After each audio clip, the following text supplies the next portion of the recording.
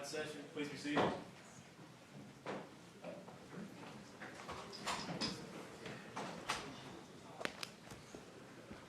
Whose is this PowerPoint? Okay, you can turn it off a second.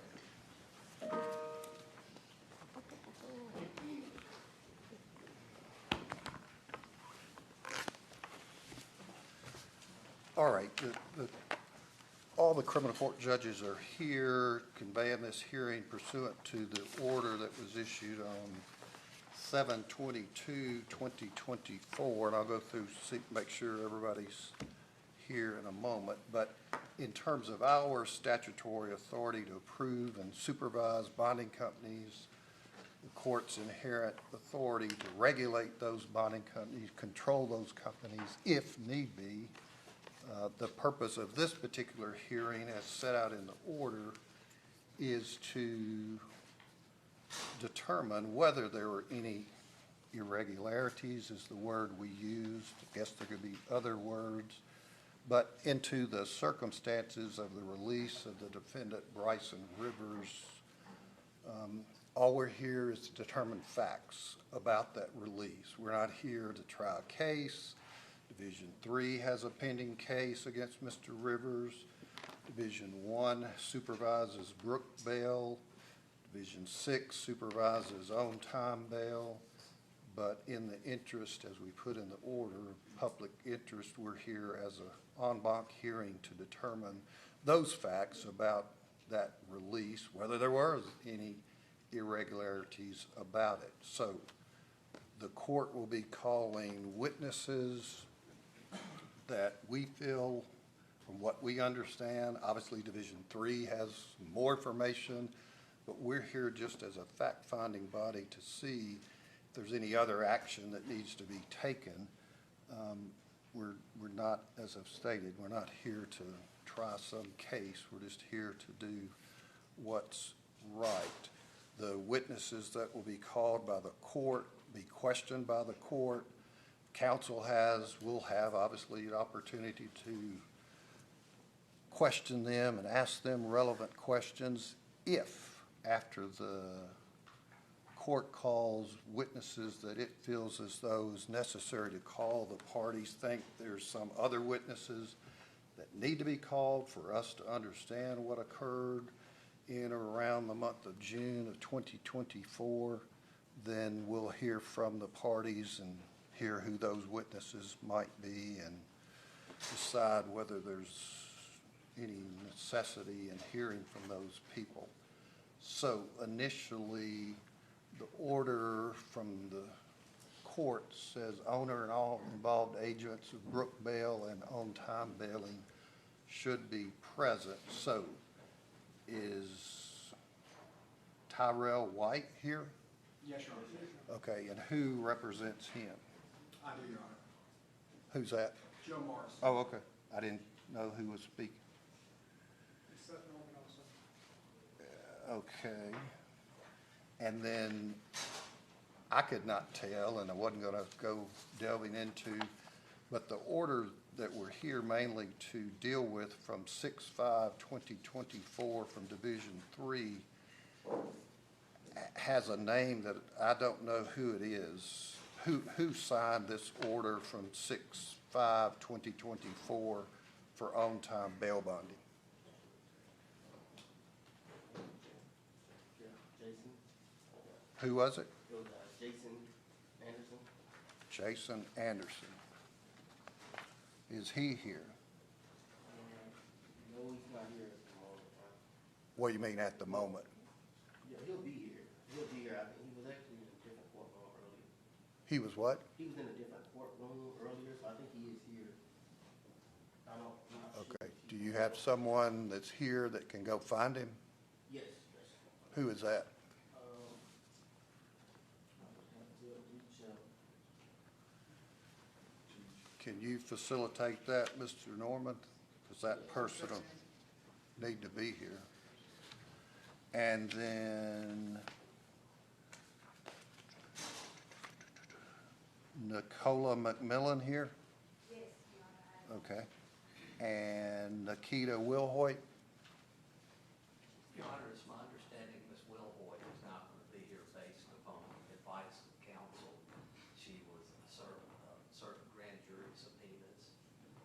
Okay, well, she needs to be here. I don't know anything about a grand jury subpoena. Jack Bird is her counsel.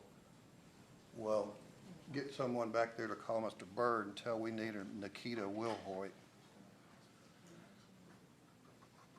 Do you know anything, General Ewald, you represent the state, about a grand jury subpoena? I was informed that there's. That's just a yes or no. Federal grand jury subpoena. If there's a state grand jury subpoena, I'm not aware of that. Okay, well, we certainly aren't.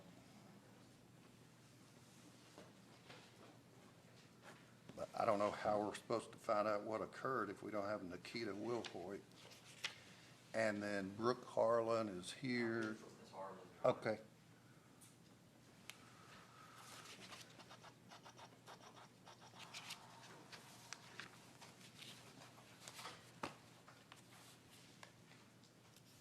Okay, then Ms. McMillan? Yes. If you'll step up.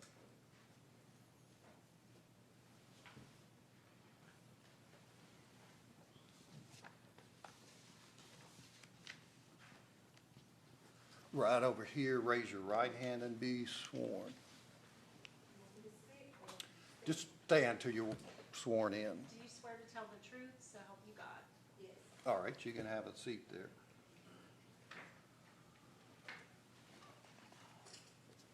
All right, now, you are Nicola McMillan? Yes. Neicola? Yes. Okay. You're an agent for Brooks Bail Bond? Yes. Yes. Is there something you needed to add? No. Oh, okay. Now, when did you first get involved in making Mr. Rivers' bond and discussions about that?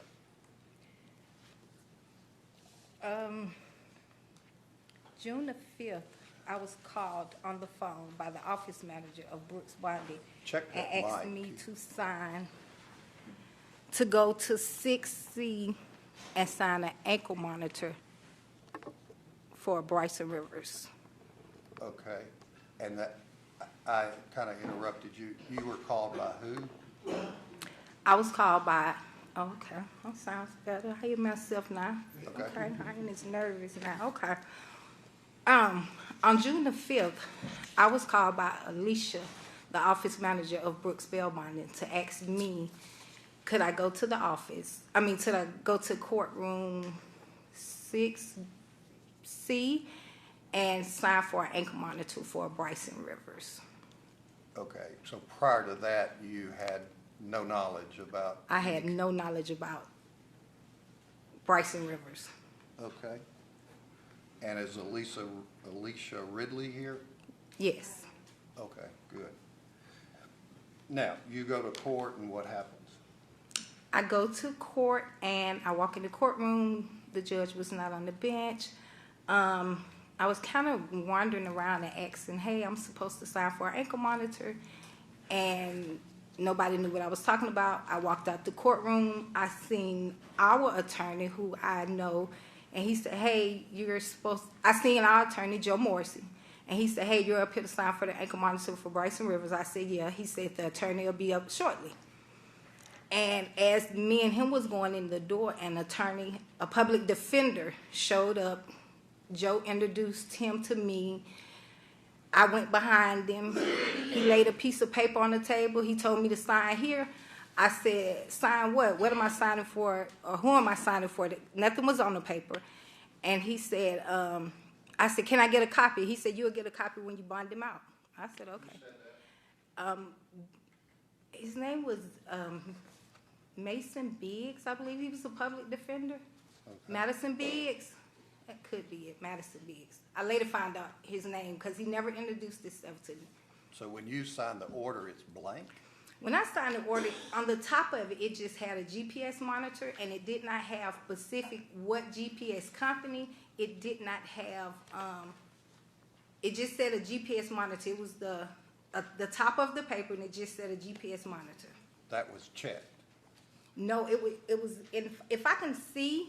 Yeah, show her this there.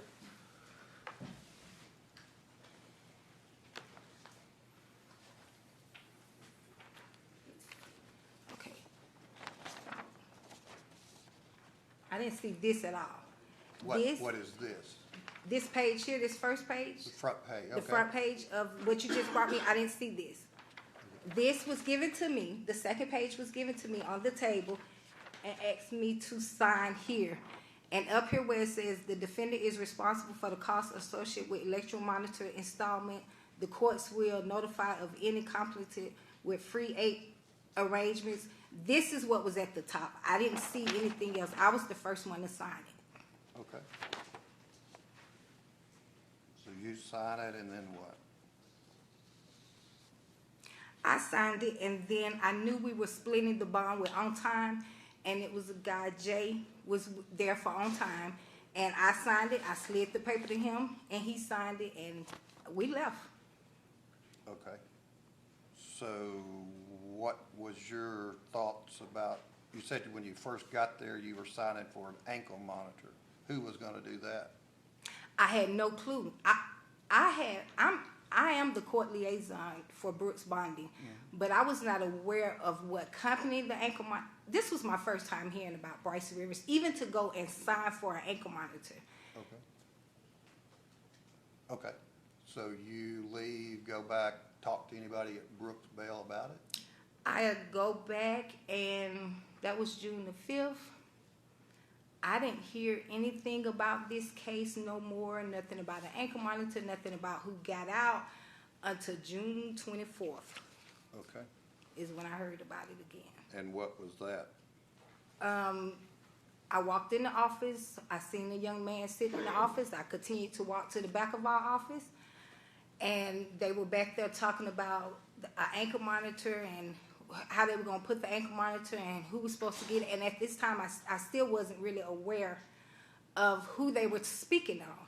So I asked, I said, who y'all talking about? And they said, Bricen Rivers. And I said, where is he? And then they said, that's him up front.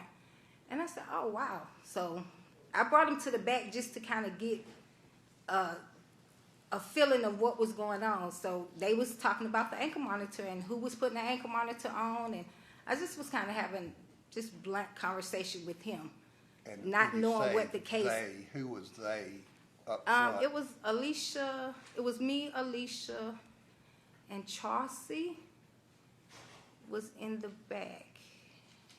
I'm quite sure Jennifer was in the office. I mean, it's about maybe 6 or 7 of us that actually work in the office, and we were all in and out.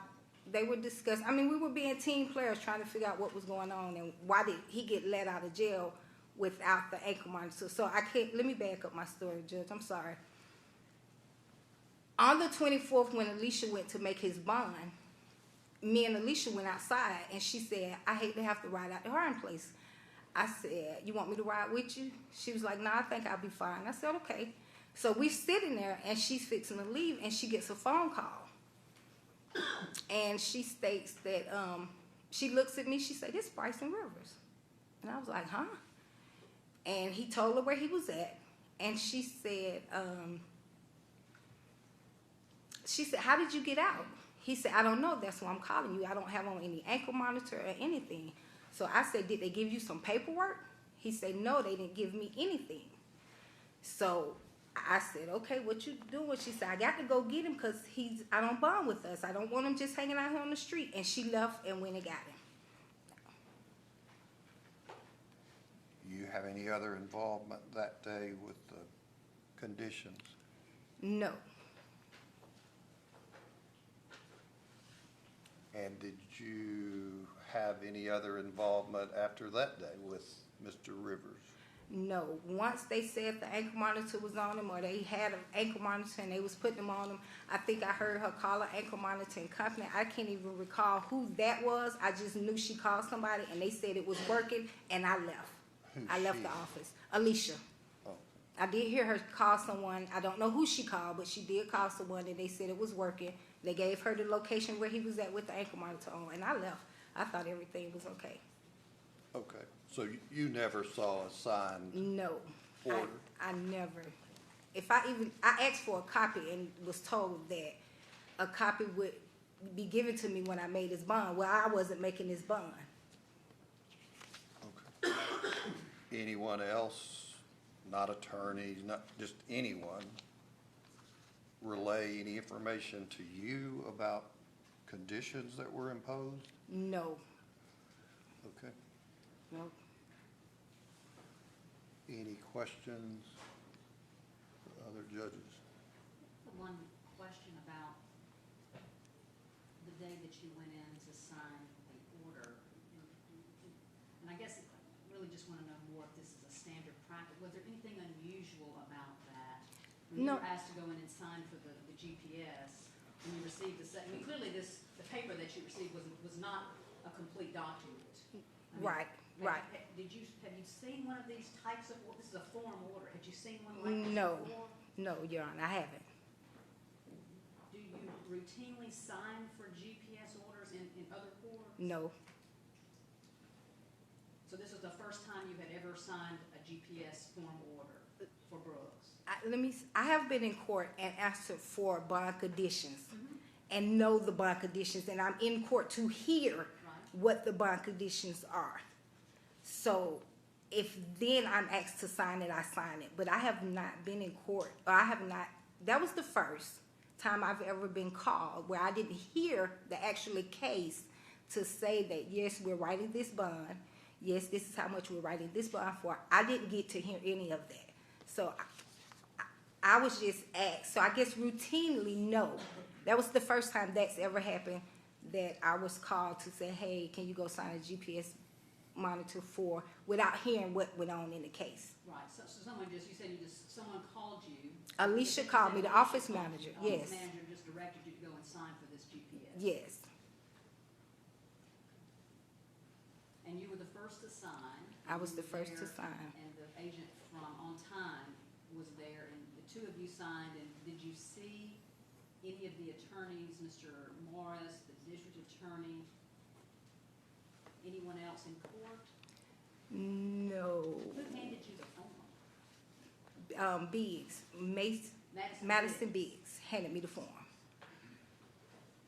And he mentioned something about, because I called him Mars, it was another public defender on there, and I actually spoke of him as him, and he corrected me and said, nah, that's not me.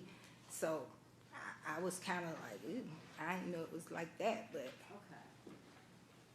So did you have any inkling, any knowledge at all from anybody, your attorneys, public defenders, DAs, that Mr. Rivers wasn't supposed to leave Davidson County? No, sir. You just sign a blank order and put up blinders, and whatever happens, Brooke makes the bond? Because I asked for a copy, it was not given it, and it was a remark. I can't actually remember exactly what he said besides, once you make the bond, you will get a copy. But I asked for a copy. I did. I asked for a copy. And he Biggs related to me that you'll get a copy when you bond him out. And maybe I should have said, I'm not going to be the one bond him out. Because I wasn't his bond. I wasn't the agent to bond him out. I knew I was not going to be the one to go to the bond window to sign him out. So me asking for a copy was me asking for a copy because I know what happens with bond conditions. But I was trusting the team, the court team, the bonding team. I was trusting us as a team that they had my back as far as I didn't just have to make sure I got a copy. And once Big said to me that I would get a copy bonding him out, I should have said, no, I want a copy now, and I didn't. But up until today, just a few minutes ago, you've never seen a filled out copy of this order? No. And that's what made me ask for a copy, because I had never seen that. So that was one reason what made me ask for a copy. On 6/24, there was no mention of a court order No. at Brooks bail bond. Well, I wasn't there on 6/24. I didn't know You they. said you were. Well, what I'm saying is, I didn't know that they made his bond till after they made the bond. Like, they didn't call me and say, hey, we making Bricen Rivers bond today. Okay, I'm confused. I thought you said you were in the office with Miss Ridley and they were talking up front and she left to go get him. Yes, that was later on after she bonded him out. She could have bonded him out earlier that morning or mid through that day. I wasn't there when she actually went and made the bond. I came to the office after I left court and she said she made his bond. So no one still mentioned any bond conditions. I didn't know anything about any bond conditions But at that that time. was the 24th that you Yes, told me? sir. Okay. But no one there in your presence said anything about a bond order? No. Okay. Any questions from the state? Yes, sir. Ms. McMillan, you testified you were the court liaison Yes, for sir. Brooks Bail Bonding. So are you the only individual from Brooks Bail Bonding that goes to the courts to sign these type of orders? Yes, I am. Okay. The order that you signed is something specific to Division III Criminal Court, is that correct? Yes. Okay. And do you know how long Division III has been issuing orders like that? No, I don't. Would you agree it's been several years? I don't know. I haven't studied that or checked into it, or Okay. that hasn't been a concern of mine, so no, I don't. How many times do you think you have signed an order like that in Division III? That was my first. You've never signed any other bonding order in Division III Criminal Court? Nope. So if Brooks has had other bonding company orders signed like that, issued in Division III, who would have signed those? I've been working for Brooks since January of 2024. So before that, I don't know, but as of January 2024, I would have signed it, and I haven't signed one. Okay, so you're saying between January and June, this is the only order you have signed in Division III Criminal Court? Yes. Okay. You testified that you were informed that this was a, quote, ankle monitor order, right? And you were looking around for an ankle monitor order to sign, right? Was it your understanding that this ankle monitor order was a GPS order that had been ordered by the court? Right. Okay. And when Mr. Rivers made bond on June 24th, and you had this conversation with Ms. Ridley, relaying that he was saying that he needed an ankle monitor placed on him and he had just been released. You remember that? Mm-hmm.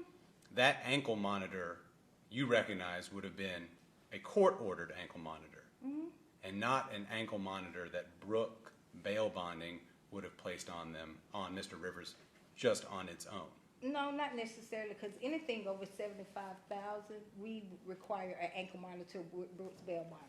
Right. So we require one. So in my mind, I knew that order was from the court, but in my mind too, we would have put one on him anyway because the bond was so high.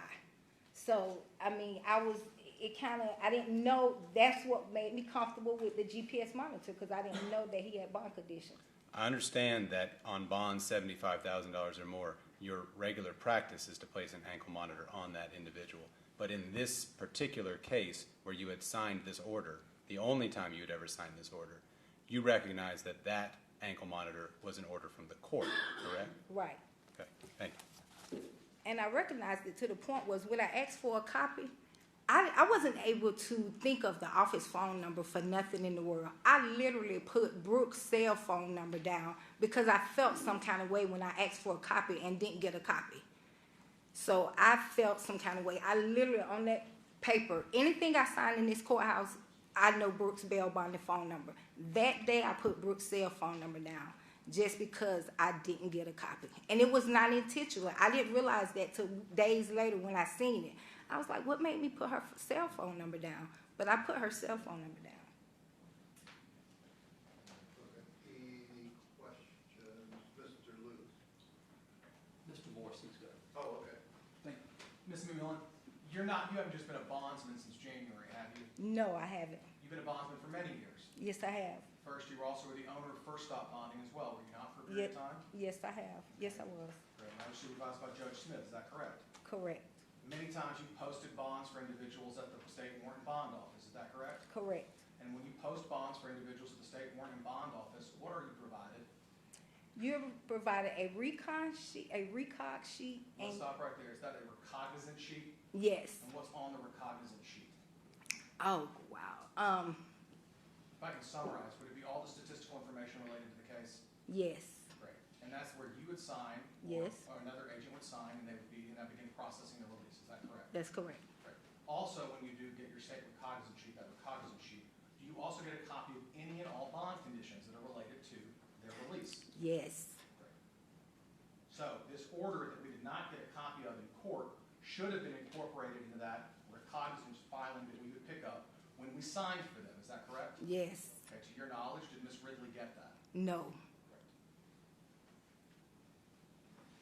Oh, I apologize, Judge. And before you were doing this, as the state was asking for signing these things, Mr. Donald Dixon was the court liaison at that time, correct? Correct. And he'd been that liaison for many years. Correct. Any other questions from the state? No, Your Honor. Any other questions? All right, thank you.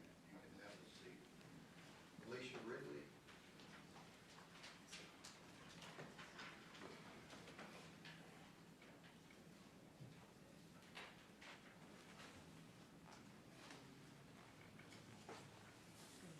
Raise your right hand and be sworn. Do you swear to tell the truth, so help you God? I do.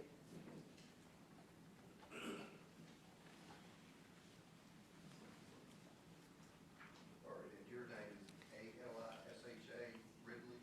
Yes. Okay. What was your first involvement in making or considering making a bond for Mr. Rivers? I was the signing agent. What does that mean? The signing agent means I go to the jail, sign out the bond. I also work the file, find out all the information that I need from the defendant and the cosigner. All right, so how did you first become aware that Brooke Bale may make the bond of Mr. Rivers? The bond was passed to us from another bonding company. Who was that? I want to say Elite Bonding. Okay. And what do you mean passed to you? They were unable to do the bond, so they asked for Brooks Bonding to do the bond. And what do you or people you're personally aware of do to determine whether you're going to make it?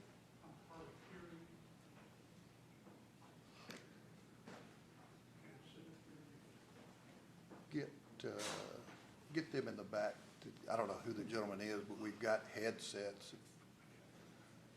Here, Colby, good check. So, I mean, obviously you're not going to say, oh, y'all weren't going to make it, now we're going to make it. What decision process was there? The decision process was, I received a phone call from the owner, and she let me know that that was the bond that we were Owner going of to do. who? Brooks Bonding. Oh, okay. So that Brooke Yes. Harlan Evans, yes. Evans, okay. And when was that? I knew about it on June 1st that we were going to do the bond. June 1st? June 1st or 4th. I tried to make it on the 4th originally. Okay. So Miss Harlan Evans tells you what initially? That we will be working the Bricen Rivers bond. That's it? That's it, and I got the contact number of the cosigner. The cosigner, actually, his mom, came into the office and filled out our bond contract. Okay. And who was present when that was done? There were clients in the office. I mean, there was a number of people in the office. There's I mean, involved in signing the contract. me and her. Okay. So what happens next?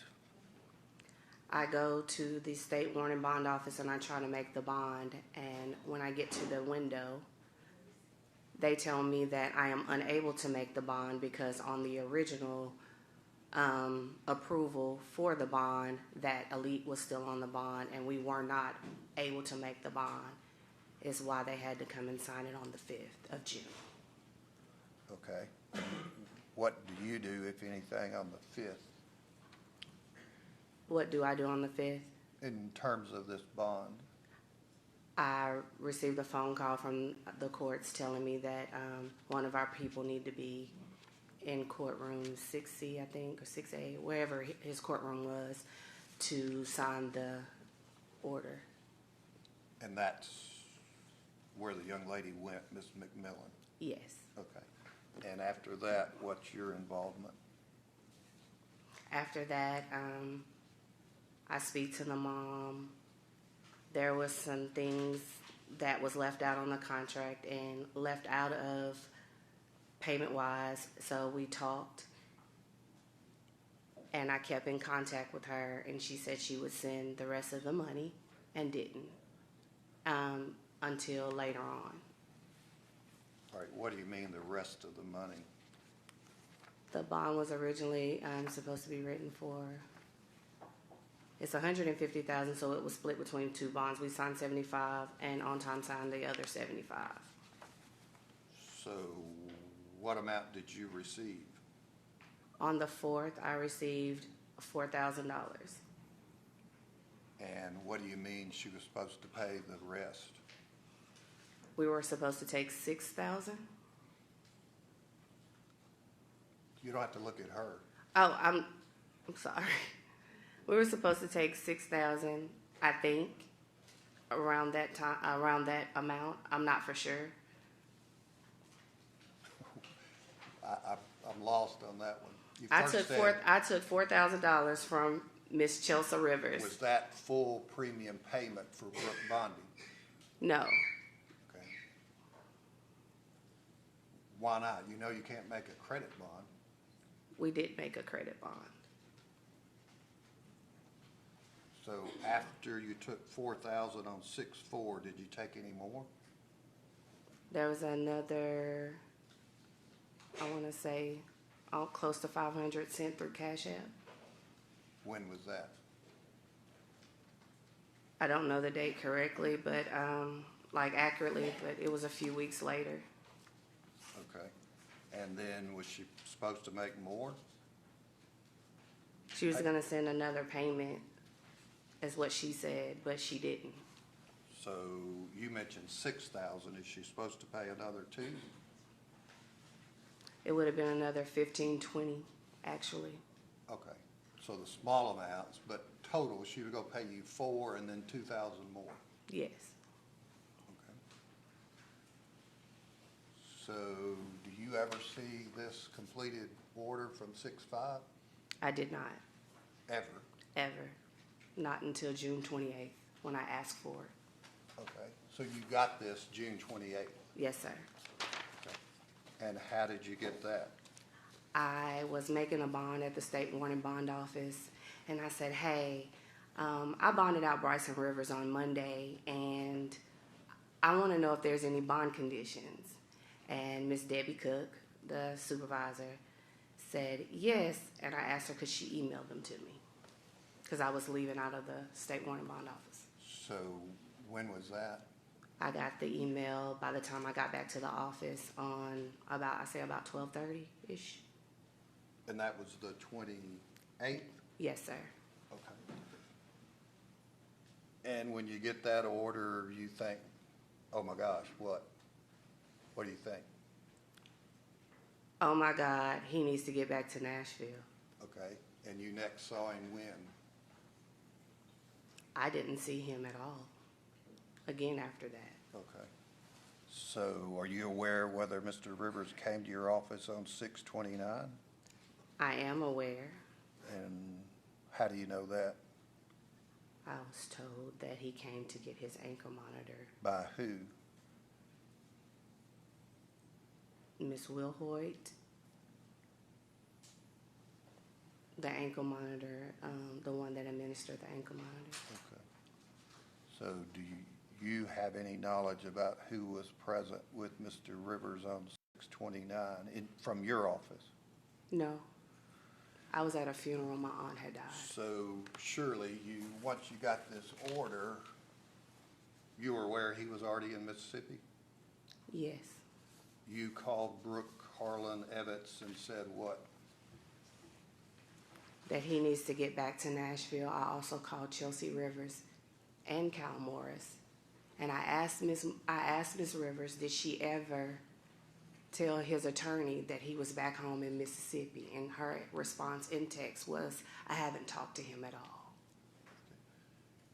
Did you ever know, not the order I'm talking about, but just ever know at all from anybody, attorneys, mothers, anybody at all, that he wasn't supposed to be in Mississippi? No, sir. So the occasions you're signing up with Miss, whatever her name is, the mother, taking money from her, nothing's ever said about, hey, where's he gonna live? Or he's not supposed to go to Mississippi? She did not tell me he was not supposed to go to Mississippi. Or any attorneys? No, sir. Not until his court date was canceled on the 27th when I tried to get him back to Nashville. The 27th. He had a court date, but there was a trial going on in Miss Blackburn's, Judge Blackburn's courtroom, so they canceled the court for his appearance. All right, any questions from the state? Yes, sir.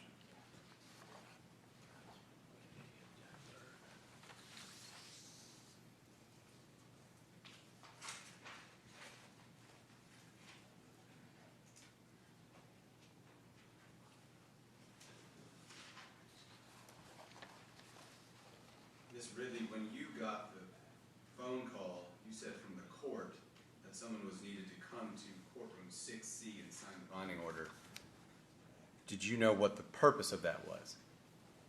To sign the GPS monitor form Okay. that she signed. That was told to you, that's what that order was for? Yes, So you knew that this was a GPS monitoring order from the court? I did. So you knew that at the time that Mr. Rivers posted bond, that it was a requirement by the court that he needed to wear an ankle monitor, is that correct? That is correct. Okay. And you heard the testimony, I believe, from Ms. McMillan, who relayed a conversation y'all had prior to you picking up Mr. Rivers, is that right? Correct. And it was discussed that he needed to wear that ankle monitor, is that right? That is correct. Okay. You went and picked him up off of Harding Place, is that correct? I did. And at that time, that was in the late afternoon, is that correct? It was. I got to him about 5:30. Did you know whom the court had ordered Mr. Rivers to have his ankle monitor applied by? No, sir. So what was your reaction then, knowing that he had been ordered to wear a GPS monitor? My initial was to go to Tracking Solutions to get the monitor. However, they were closed Okay. Why did you go to Tracking Solutions? because it's right by the jail. Okay. And have you gone there before? Yes, You're familiar with that place? I am. But you're saying you didn't know that Tracking Solutions was the company that had been ordered by the court? No, sir. Okay. And Tracking Solutions was not open at that time, It correct? was not. So what did you do in response to that? I found another monitoring company that could service the need that we needed, and at that immediate time, What bonding company was that? that was Freedom Monitoring. Freedom Monitoring is a bonding company owned by whom? Nikita Wilhoit. And is Nikita Wilhoit also employed by Brooks Bail Bonds? She's contracted, yes. What does that mean? We're all contracted. As in, what is her role with She's an Brooks Bail Bonds? agent, Same as you? yes. Okay.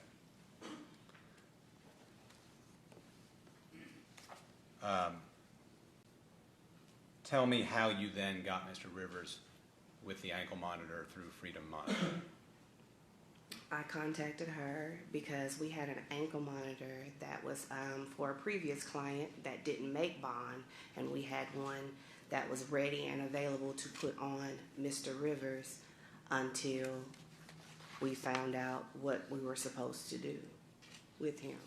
What do you mean by that? Until we found out what we were supposed to I do? mean, as far as we didn't have any orders, and he needed an ankle monitor. He was walking free the streets of Nashville on a $150,000 bond. You suspected then that there was more to it than just simply wearing an ankle monitor. Did I suspect there's more? No.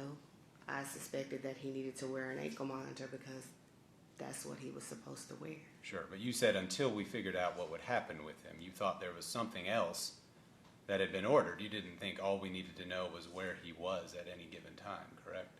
No, I thought we needed to have him in an ankle monitor so we can know where he is because he's on a $150,000 bond.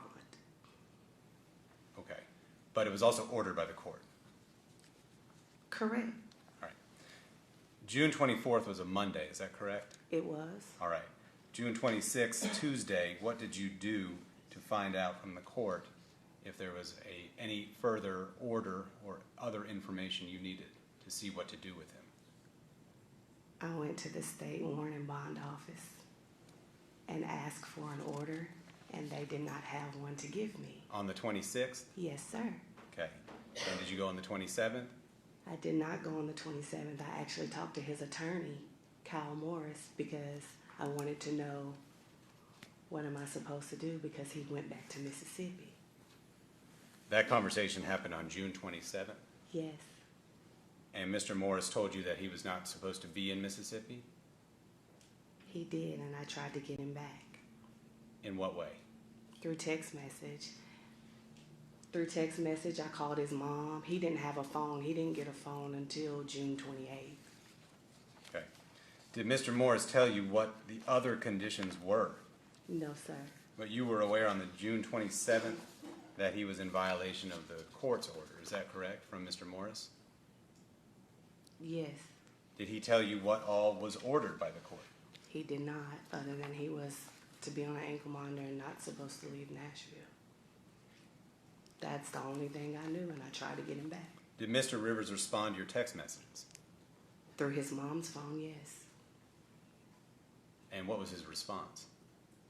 That he was coming back, and his mom assured me that he would be back. On June 27th? No, she sent me the email that Mr. Morris sent her telling her that the court was canceled. But that didn't negate the fact that he needed to come back to Nashville, correct? No, that didn't negate the fact that he needed to come back to Nashville. I told him he needed to get back to Nashville because he has court. Court was canceled on the 27th, but they rescheduled court for 7/2. Okay. And that court date I appeared in.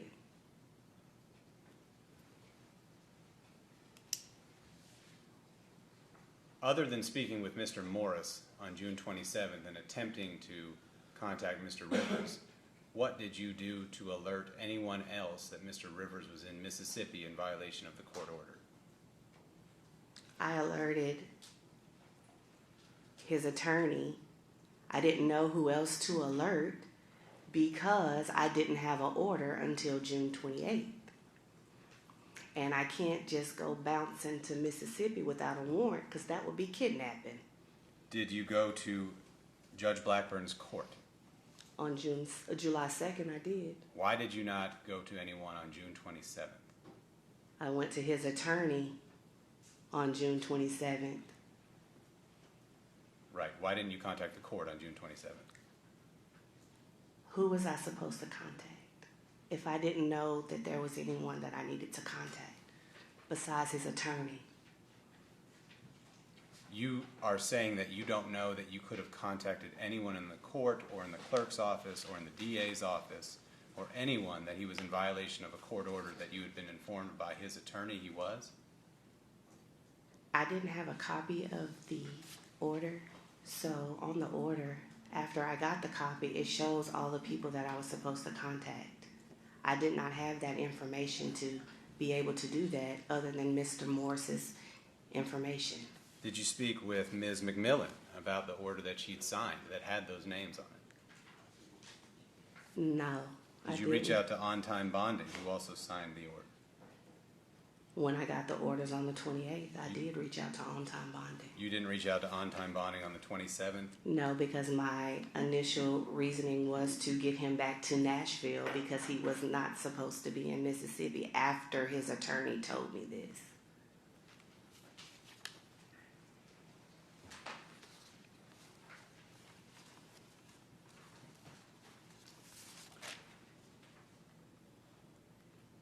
Did you, ma'am, speak between Monday the 24th and Friday the 28th with Ms. Evans?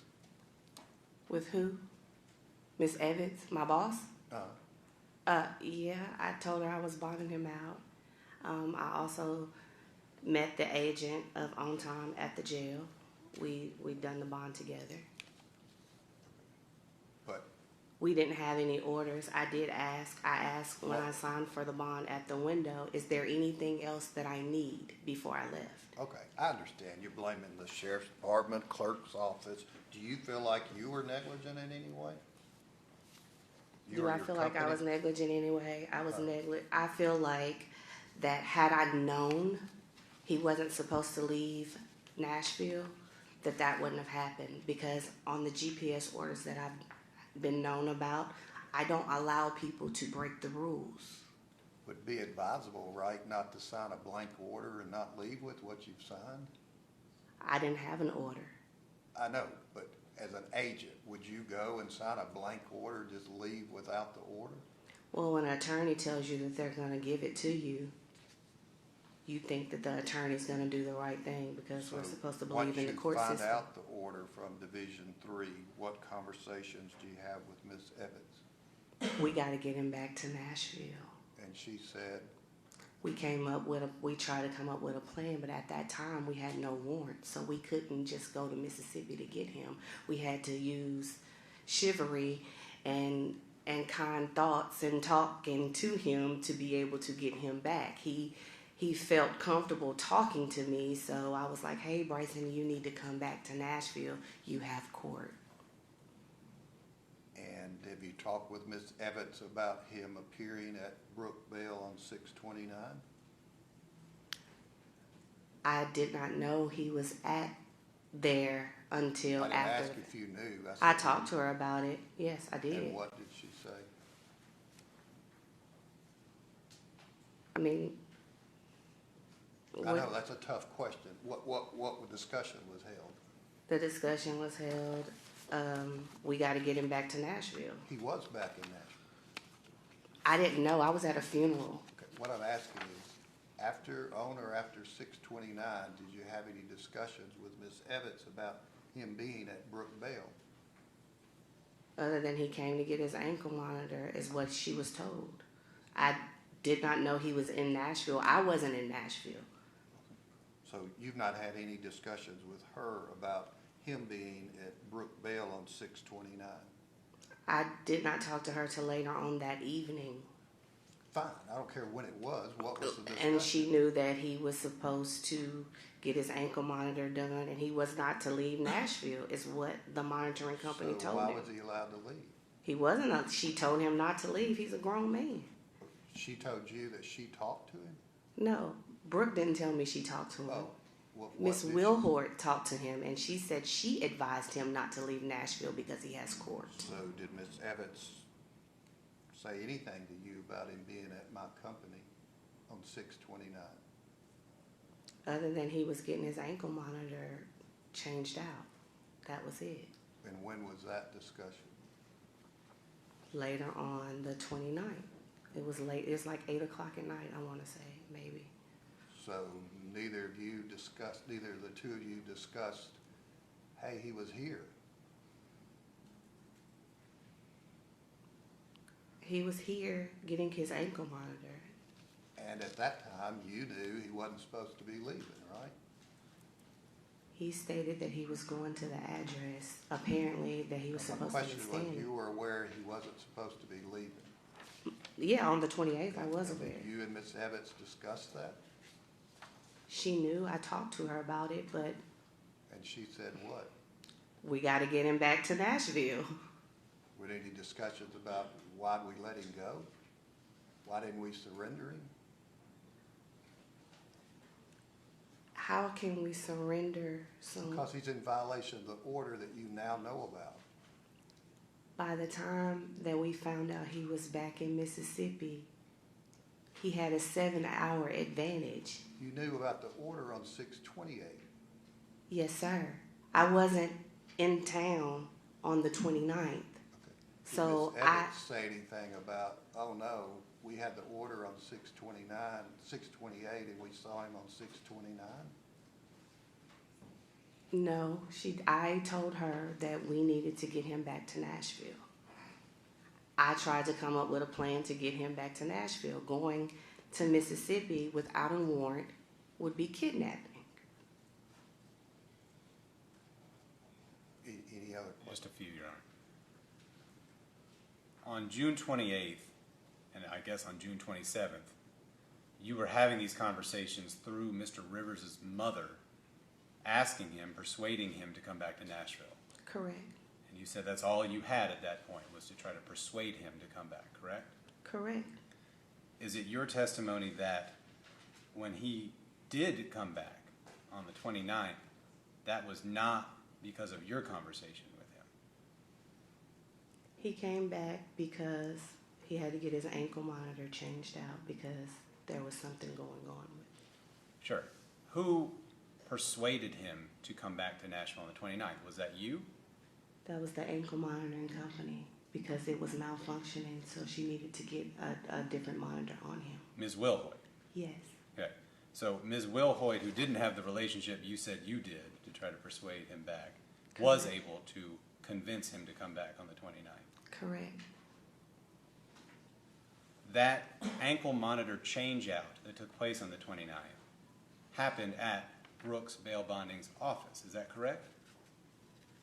To my knowledge, yes. Okay. And does somebody staff or agents staffed at Brooks even on the weekends? No, sir. On the weekends, we work in the field. Okay. And I understand that you were out of town at a funeral. Was there any communication between you, Ms. Wilhoit, and your boss, Ms. Evans, during this time about Mr. Rivers? I was attending a funeral, no, sir. Okay. Attending a funeral doesn't prevent you from being able to text and make phone calls, etc., right? If the service is going on, and it was my relative, yes, it does prevent me from answering phones. Sure. At that exact moment during the service, it would. But I'm talking about all day on the 29th. Because he, Mr. Rivers, as you said, had to drive 7 hours from Mississippi to Nashville, right? Mm-hmm. Okay. So this would have been an all-day thing, Mr. Rivers arriving in Nashville, correct? Correct. You didn't have any conversations during that entire time span Not about with, him coming back to Nashville? not with Mr. No, I didn't. With anybody? No. I talked to Nikita, Miss Wilhoit. She said he was coming back to do the ankle monitor.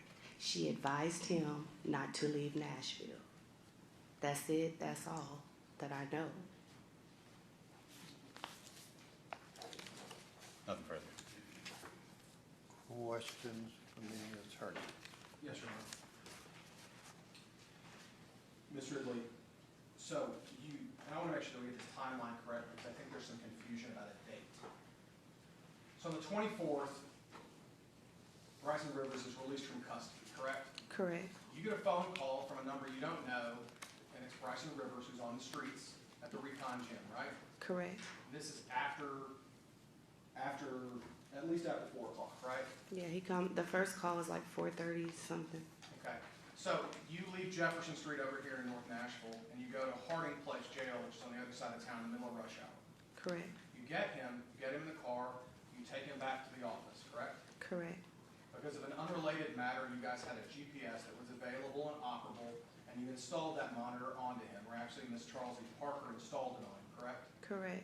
Now, y'all know how to install these monitors because it's not the first time you've had to install monitors after hours, is that correct? That's correct. Often, the company that's preferred by the court's tracking solutions leaves monitors for you guys to install because their hours are so limited, is that correct? That's correct. So, after hours, you install a monitor because you know that he's supposed to be wearing a monitor because there is an order saying there's a monitor supposed to be on him, and because of the value of the bond, the order, y'all put the monitor on him, correct? Correct. Fast forward to the 28th, when the courts receive a notice of noncompliance sent from Tracking Solutions saying that he doesn't have a monitor on. Correct. Okay. And it was on the 28th when Mr. Kyle Morris, the public defender in that matter, reaches out to me. I put him in contact with Ms. Harlan Evans, and we find out that he's not supposed to be. And actually, excuse me, let me rephrase that. We find out that he does have a GPS on. It's from Freedom, correct? Correct. We find out that there's a court date set on July 2nd. Correct. Okay. At that point, you were on an unrelated matter, signing someone else out, and you asked Ms. Debbie Cook, Are there any bond conditions? Correct. Okay. Those bond conditions are later emailed to you later on the 28th. Correct. Let's rewind. When you posted the bond on the 24th, did you receive a recognizance sheet? I did. Did you receive any other documentation? Just his court date. Great. His court date's supposed to be June 27th. You received a recognizance sheet. Ms. Ridley, you've signed out many, many people from jail. Is that correct? That's correct. Is it common that there would be conditions with the bond that you would get? Yes. Okay. Is it so common that you ask them at the bonding office when you sign this person out, is this it? Yes. Great. And that was on the 24th. Correct. Fast forward to the 28th. You ask these conditions. They're later emailed to you later in that day. And this is the first time you've seen the entire order that's been entered on June 5th, correct? Correct. On the 28th, you reach out to Bricen Rivers' mother, correct? Yes.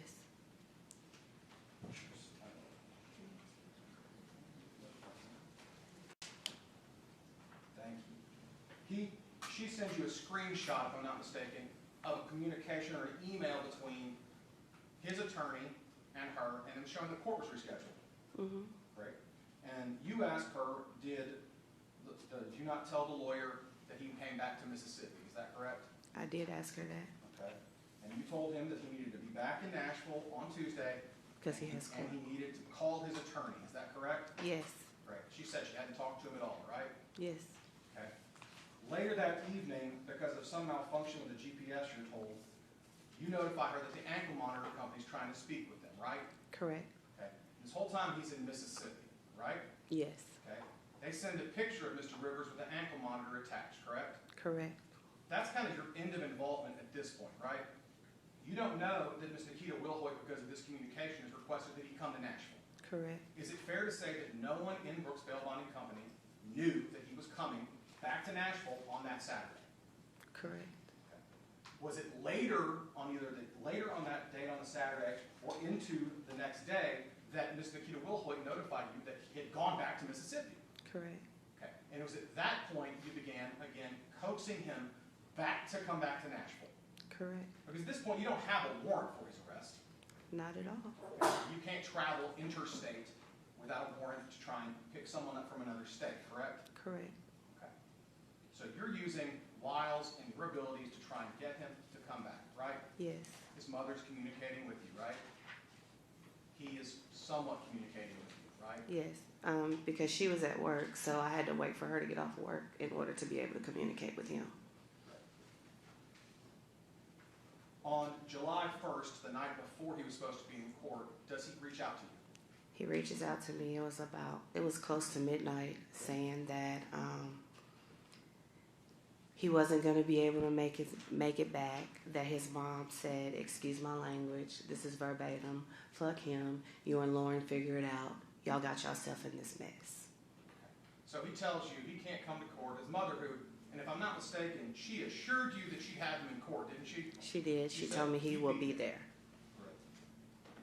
He calls you late. You try to calm him down, right? I did. You try to convince him to come to court because everything's going to be okay. You just need to be in court. Is that fair? Correct. Okay. You appeared at the July 2nd court appearance in Judge Blackburn's courtroom.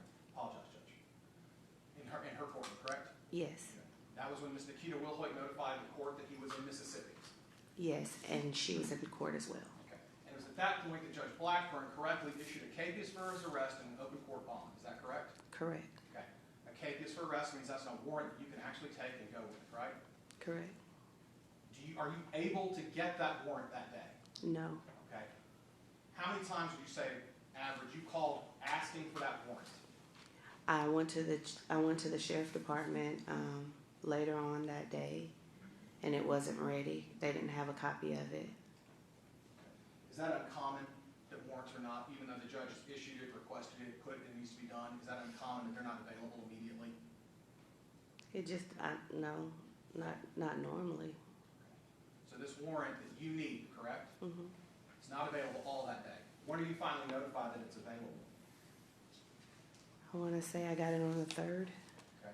You got a warrant on the 3rd. And on the 3rd, that's when we reach out, or you reach out, or the owner of the company reaches out, and we ensure that he's in NCIC with full extradition. Is that correct? Correct. Okay. So if I told you that 11:41, that case was entered on July 2nd, that case was entered into the computer, you wouldn't have any reason to disagree with that, would you? I wouldn't have any reason to disagree with it, but I didn't get a copy of it. Because it wasn't available. And Correct. that's not my question. This is a 7.5-hour drive to where he's supposed to be. Because the ankle monitor at this point is still working, correct? Correct. Ankle monitor doesn't go out and he doesn't let the battery die until closer to 9 o'clock, correct? Correct. So if the warrant had been ready, and I do need to ask, did y'all have a recovery team ready to go? Yes. You had individuals in the office that were set, ready to go to Mississippi to pick him up and bring him to Nashville now that you have an actual extraditable warrant, is that correct? Yes, sir, along with myself. Okay. The battery in that monitor is still working at that time. It's Yes. still working at 11 in the morning. Yes. Now, if we go 12, 1, 2, 3, 4, 5, 6, 7, 8, that monitor is still working. Y'all could have been there, right? Correct. But you didn't have a warrant to work with, did you? No. Okay. Thank you. Just have one question. I guess I'm confused about the testimony. Can you go back to the 29th? What office did Mr. Rivers report to on the 29th? I thought I understood that he came to Brooks' office. Did he come to, and I know you weren't there personally, did he go to the Brooks bail bond office to Yeah. have the monitor replaced? Yes, ma'am. Because Freedom's monitoring office is in Gallatin. So she brought him to a central location where it would be, convenient for, I guess, both of them. And so She who? Miss Wilhoit. So at that point, did you all have the full GPS order with the conditions? At that point, did someone in the office have that order? Yes. Who had that order? I know you received it, but you weren't there that day, correct? Correct. It was in his It file. was in his file. Hmm. And so who would have been there from Brooks bail bonding with access to that file that day on the 29th? No one, if they didn't have a bond or somebody, if another client was in the office, because we don't work in the office on the weekends. So the only people in the office was someone from Freedom, is that correct? Correct. And so, at some point, did Brooks Bail Bond Company provide a copy of the order to the GPS monitoring? Who gave the order to Freedom? I sent the order to Freedom. When did that happen? Was that on the 28th after you received it? I want to say yes. I think so. I'm not for sure. And who do you think you sent that to? Miss Nikita, I don't have her last name. Wilhoit, yes. Wilhoit? Yes. Took it to her, or I You think said I took sent it. it to, I took a picture of it and sent it to her, if I'm not Because you mistaken. said you received it by email, correct? I did. Would you then have forwarded to her by email, or would you? It was printed off and brought to me because I was working with somebody. So everybody checks the email in the office because we have DocuSigns where people have contracts coming through.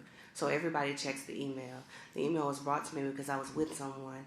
I initially took a picture. I let her know that we had bond conditions. And you think you did that on the 28th? I think so. Okay. And so by the 29th, when Mr. Rivers returned to Nashville for a monitor replacement or repair, Freedom Monitoring, to your knowledge, would have had the GPS conditions order in their possession, correct? Or not correct? I mean, as far as what you gave to them? I gave the front sheet for the monitoring, and I didn't have the orders then, but I had them on the 28th, so I think I sent them to her. I'm not going to say I sent them to her exactly on the 28th, but I did send them to her. Ordinarily, in a case where someone is placed on a GPS monitor with conditions, does that responsibility typically fall to the bonding company to provide a copy of the conditions to the GPS monitoring company? Well, Is that how y'all normally do it? Not this case, but just in general. normally the ankle monitor company, which is Tracking Solutions, because that's the main one that we had been using, they would have a copy of the orders. If they didn't have a copy of the orders, they would ask me to bring a copy when I brought the person to the office. You said you took a picture of it on your phone when you sent it? I think so, yes. You have your phone? I do. See if you can pull it up, see when you sent it. Sure. My phone is, I'll have to get up. It's over Okay, there. sure. Okay, I just wanted to let you know. I wasn't gonna-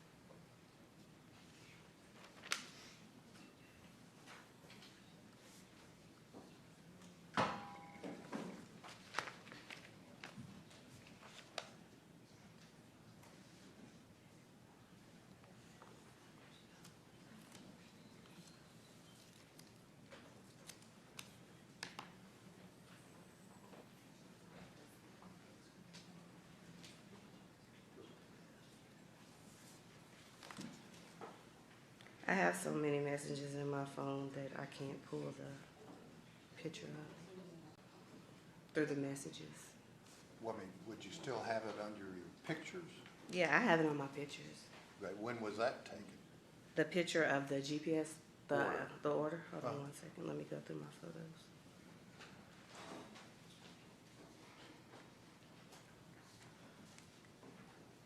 And then while she's doing that, do we find Mr. Anderson? Judge, his name is J.O.T. Anderson, I think is his middle name. He is present in the courtroom. Okay.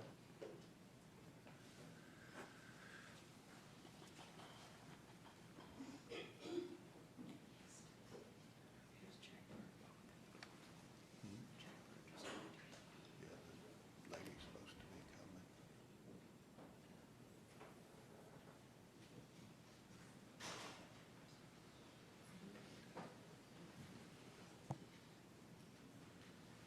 No clue what they're talking about. I have where I took a picture of the orders on June 28th at 12:49 p.m. June 28th at 12:49. Yes. And was that the written order signed by Judge Blackburn with the handwritten? Yes, ma'am. That was the full. That was the full. Did you notice when you were looking at that order, the national address that Mr. Rivers was required to, where he was required to reside? Is that something that you may not pay attention to? I don't know. Did you notice that? I took a picture of the orders again when I got a copy of the orders. I was with another client Okay. doing other paperwork, but as soon as I got done with that, I did notice that the address on there. And would it have been soon after that that you sent it to Ms. Wilhoy? Yes. And on that order,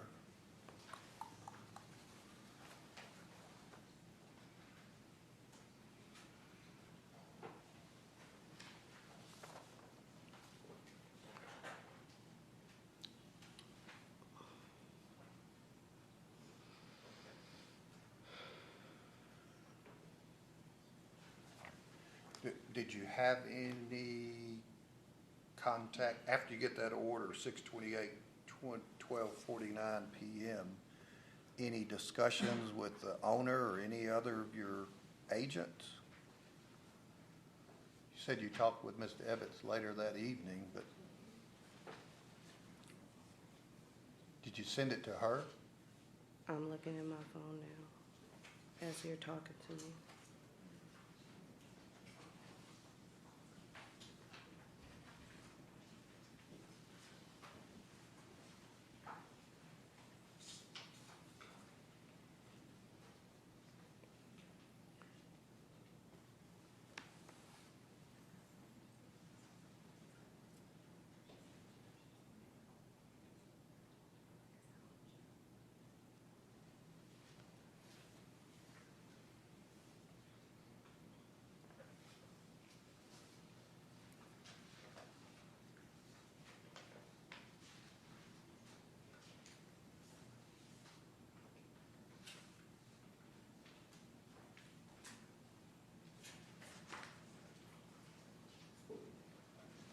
what are you looking at? Text threads with Miss Evans? Yes. Okay. We'll look in or around 6:28, see if there's discussions about Mr. Rivers.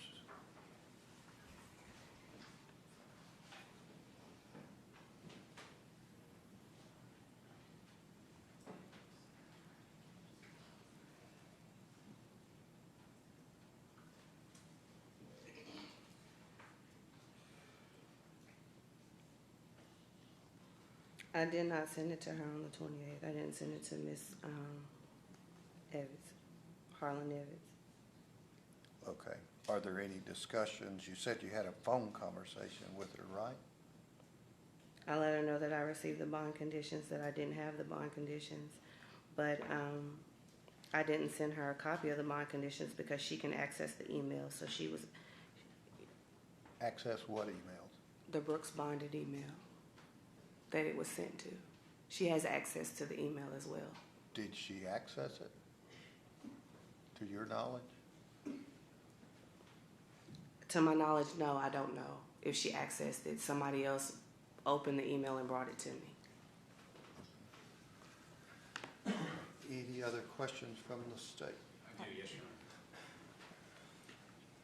Ma'am, you testified, if I understood correctly, that the Brooks bail bonding office on June 29th, a Saturday, would not have been staffed by any agents, correct? Correct. Okay.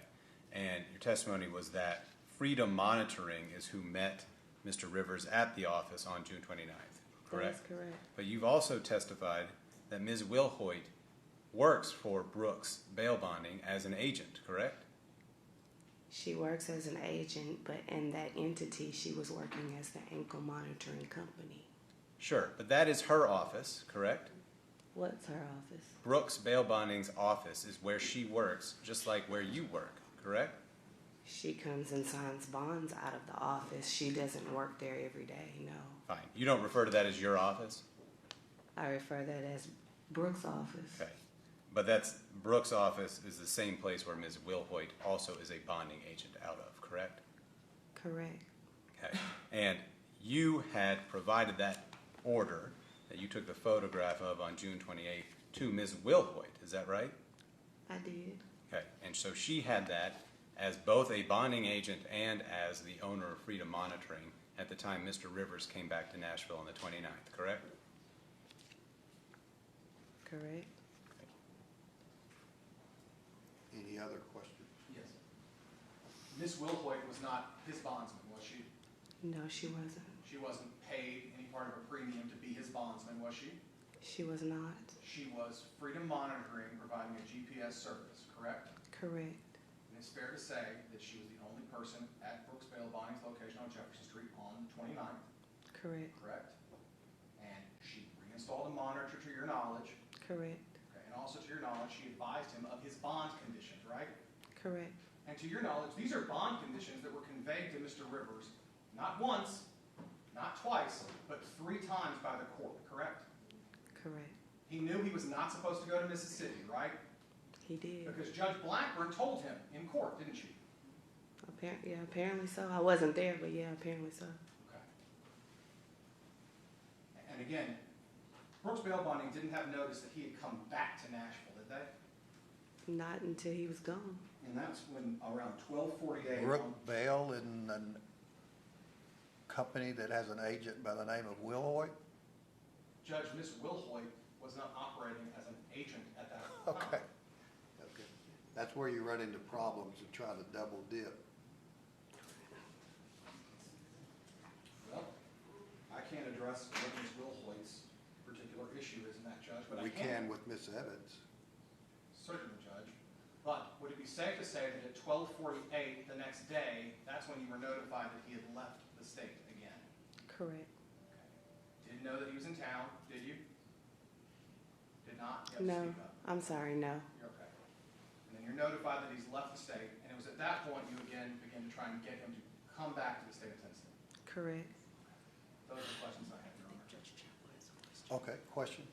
Yes, ma'am. Ms. Ridley, could you please describe any communication that you had with any person affiliated with on-time bonding, specifically for the period of June 24th through I called the owner and told him that we were going to do the bond, and he had an agent meet me at the jail. And I told him that once he was released, and that we were going to put him on an ankle monitor. All right. Were those the only communications you had with On Time for those days? Yes, ma'am. All right. Are you aware of anyone else with Brooks other than yourself having communication with someone affiliated with On Time for that specific time period? No, ma'am. Okay, thank you. Any other questions? Ms. Ridley, I have a quick question. I think Mr. Morrissey asked you about a recognizance sheet. When you went, I know that Mr. Rivers had called you because he had already been released, right? Correct. And when you went to pick him up, you picked him up at the jail? No, ma'am. Okay, where did you pick him up from? He was walking up and down Hardin Place. Okay, did he have any paperwork on him at that time to give to you? The only thing he had on was a burgundy vest, a hoodie, and some sweatpants Okay, when did you get the recognizance sheet? when I signed the bond. Okay, before he was released? Yes, ma'am. So I signed the bond at like 1 or 2 in the afternoon, and he called me at like 4:30 saying, "Hey, they let me out." Normal practice is I would go show my badge to the jail. They would make a copy of it, and the defendant is released to me, and then we get in the car and we go wherever we need to go, whether it's the office or wherever we have to go. If there's a ankle monitor or anything like that, we'll go then. But I have to actually show my badge to the workers to let them know that I'm here to get this person, and they give me their property and the person. And when you got the recognizance sheet, the bond conditions weren't there, right? No, ma'am. Okay, how many times, I'm sure, how many bonds, do you have an average of how many bonds that you signed for before? I may do 15 a week. I may do 20 a week. It just all depends on how the phones ring. Okay, and out of the average number of bonds that you've ever signed for, how many times did you not receive bond conditions with the recognizance sheet? Does that happen often? It has. But how often does it happen? A few times. Okay, so a small percentage? Yeah. All right. I have a question about whenever that you can release to a bonding company between the hours of 7 a.m. and 4 p.m. Monday through Friday only. You know that is one of the rules, correct? Yes, ma'am, but he was already out No, after. no, no. The question I have is that you can only come 7 a.m. to 4 p.m. on Monday and Friday. Other than that, you cannot do that. Isn't that the original order? I didn't have the original No, I'm order. talking about order that's been going on for years. Okay. I'm understanding your question. If they are released, I get there in a timely fashion. If they're released past those times, that's not on the. The rule is, the defendant shall be released only to a representative of the bonding company between the hours of 7 a.m. and 4 p.m. Monday through Friday. After that, you don't go out. Correct. And this has been the rule for many, many years. Correct. Okay, all right. But he wasn't released to me. He was already on the street. He was That'd be every walking. reason to surrender him. He was already walking down the street. On 6/28, after you get notice of the full bond order from 6/5 of 2024, did you contact Tracking Solutions? No, I didn't. Why? Because the bonding company shall transport the defendant to Tracking Solutions located at such and such, phone number such and such. You knew Freedom was kaput. Freedom wasn't in the order, right?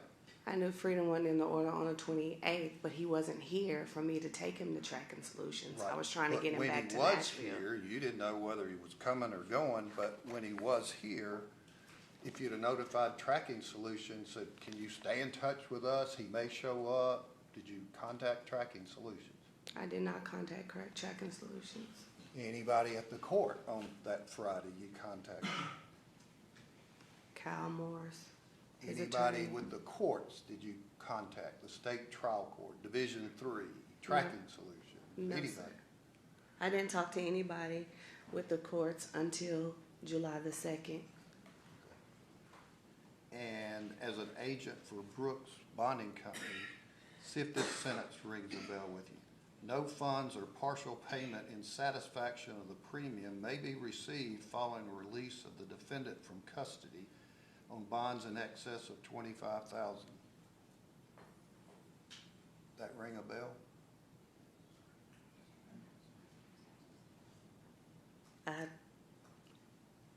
Could you repeat that?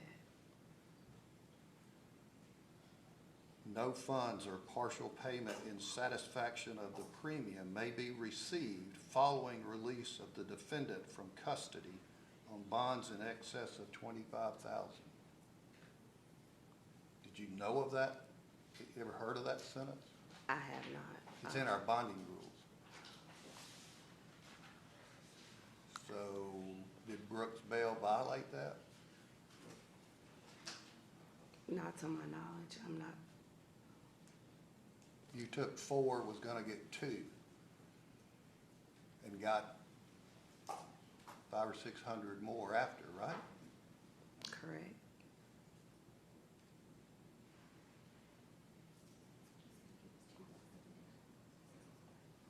Or those payments,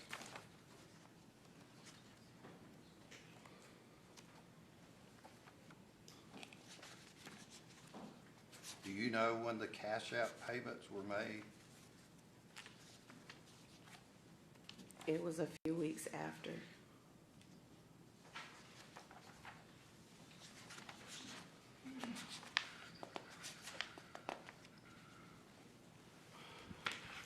Or any other questions from the attorney? Judge, if I may, Okay. the judge is kind of asking a final thing about what we colloquially known as the credit bond rule. As any bond over 25,000, you're not allowed to write on credit, correct? You Correct. understand that rule now, hearing that? Yeah. Okay. Before Mr. Rivers was released, that's when you received funds, is that correct? Correct. Okay. You didn't receive 1 penny for the bond premium of any kind after he was released from custody, Correct. because his mother was getting the money together to pay the bond premium, is that correct? Correct. So, on the 17th, if you received $480 by a cash app from Ms. Rivers, that would be before you signed him out, correct? Correct. Okay. And the other amounts of money, which would be a $3,000 or $4,000 payment, one to On Time and one to Brooke, that was also done before he was released from custody, correct? Correct. And you did not take a payment for any amount of money for his bond premium after he was released from custody, correct? Correct. Okay, show her this. He got out at 4 o'clock on 6/28, right? Mm-hmm. What is that $130 for? The $130 is that his mom sent me to get him a bus ticket. Okay, was she given the receipt for that, or? It went to her email because the bus ticket was in his name. Okay, so that's, and he was given that? He was given that money? Mm-hmm.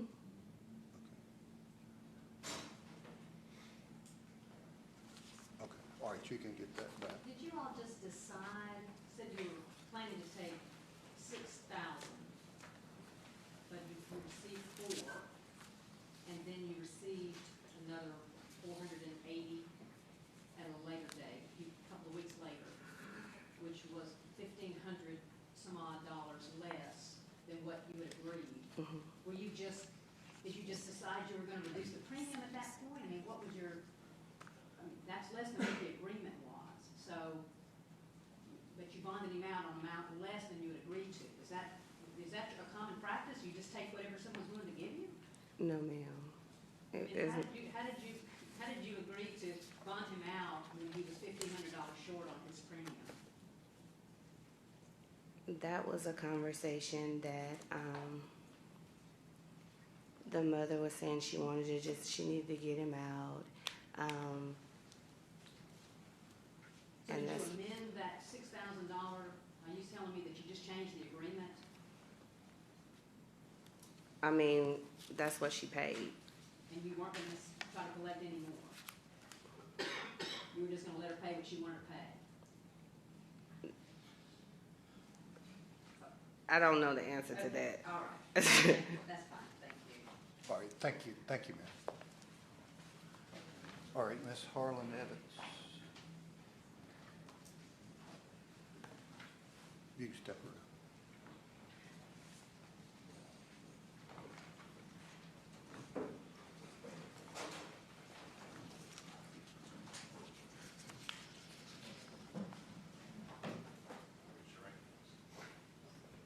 You swear to tell the truth, so help you God? I do.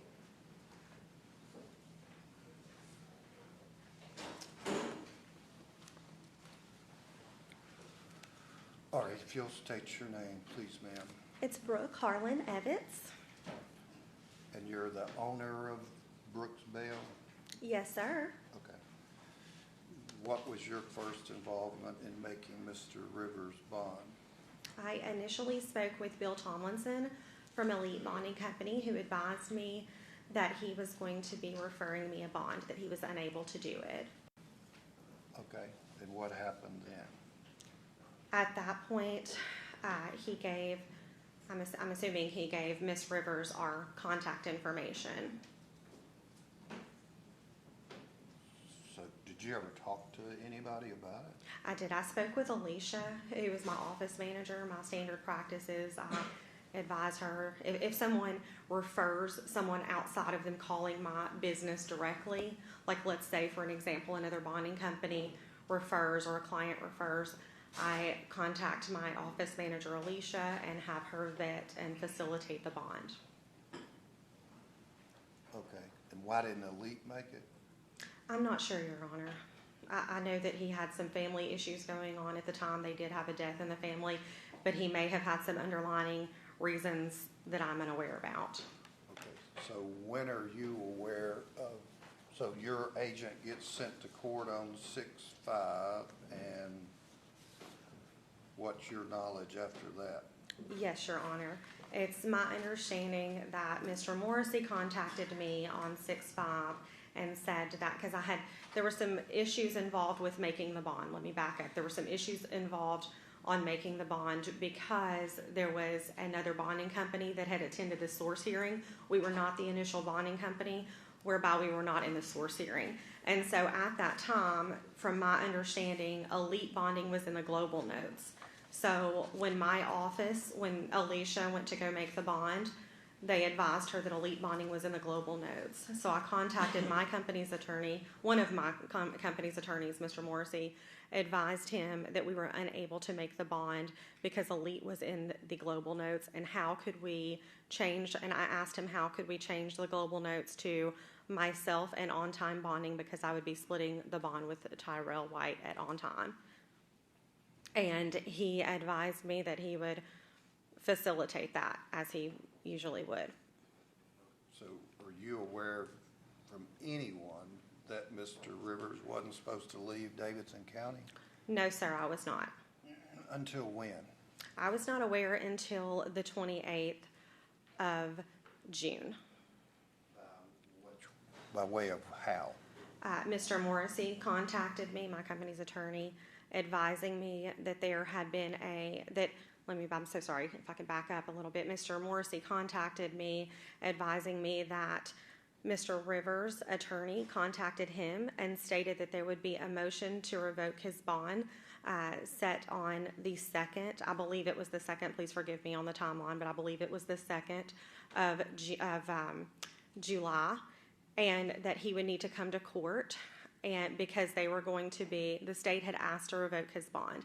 And I asked what the reason was that he was has to come to court to have his bond, to have a hearing on the bond revocation matter.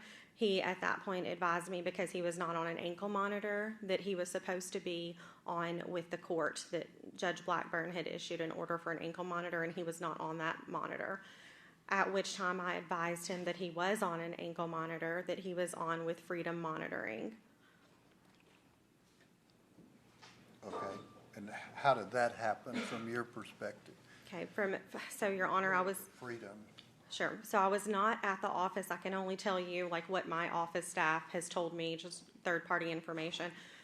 I was not there that day, but from the conversations that I have had internally with my office staff, they advised me that Mr. Rivers was released from custody after 4 o'clock on the 24th of June, at which time Mr. Rivers contacted my on-call agent and office manager, Alicia Ridley, advising her that he had been released from custody and that he was kind of frantic about that because he knew he had to have on an ankle monitor. And she advised me that they told him, he needed to get off of the property, which is standard, and that she had gone to pick him up and bring him back to the office. And that I think at some point we discussed that she had tried to, Tracking Solutions is the company that we usually use. I only have like 2 or 3 monitors with Freedom monitoring. That's only if they're released from jail, like after hours.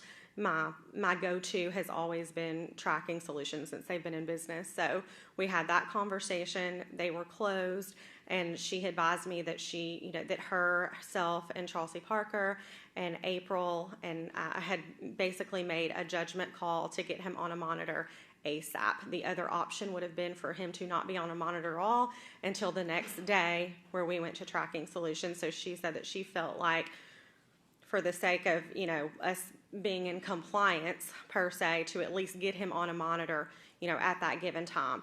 I also had asked her specifically, was he court ordered to be on Tracking Solutions, or was it just he could be on any monitoring company? At that time, she said it was her understanding that he could be on any monitoring company at all.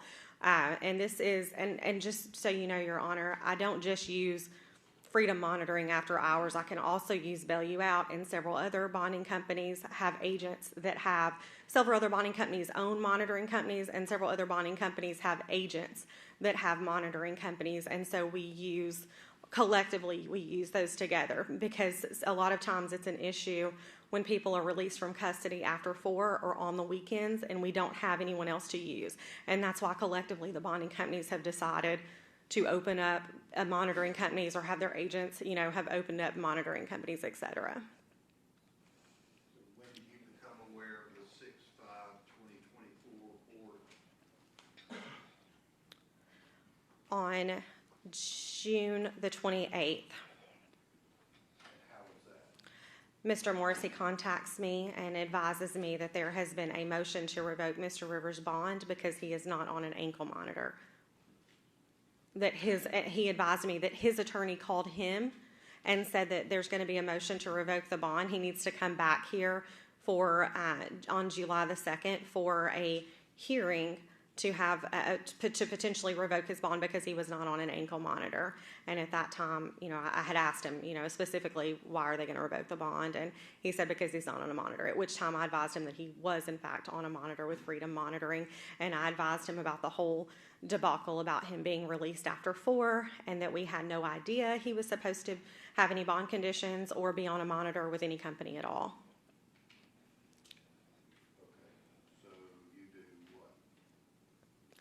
So I speak with Alicia.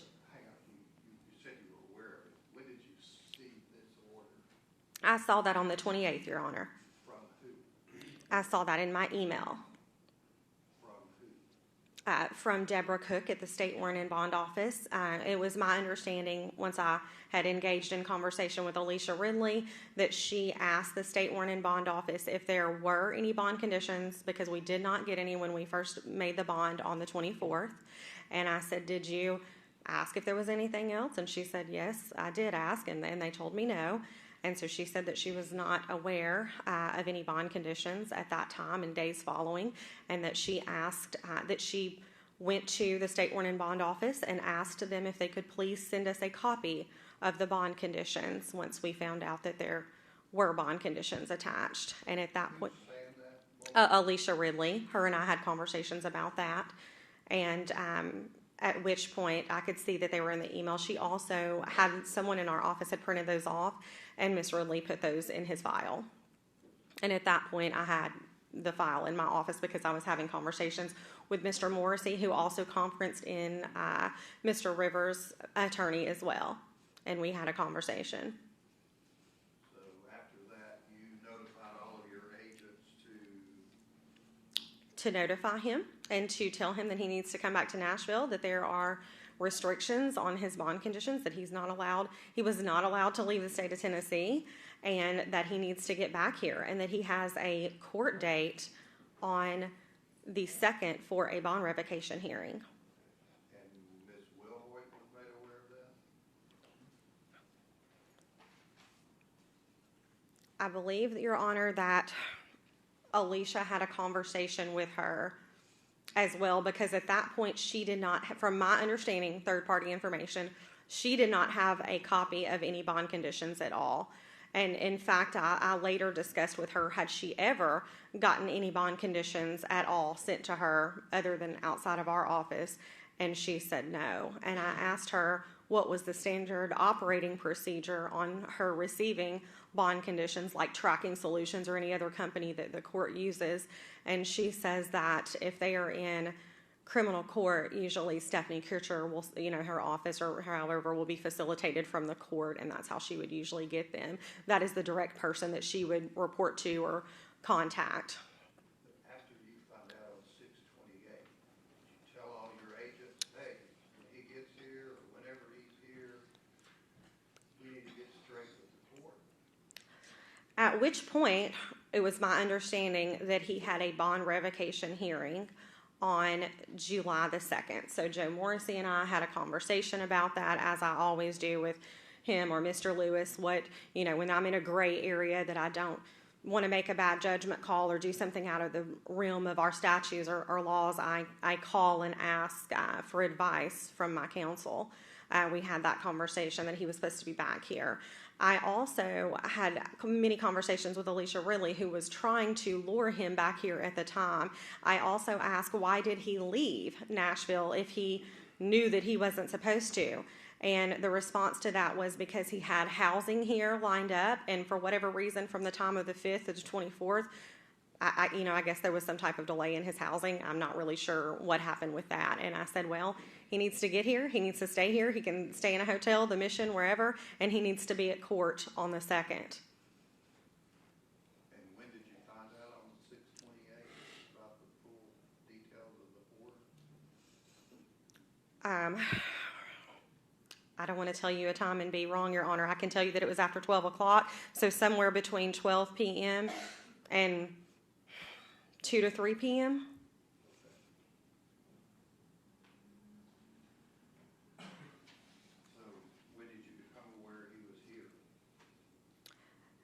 I believe, Your Honor, and again, I don't want to tell you something and be wrong. I believe that it was the following day, which would have been the 30th. I do believe that that's when. 6/28, the following day would be 6/29. Correct, Your Honor. I was not aware that he was going to be coming back here to change his monitor out.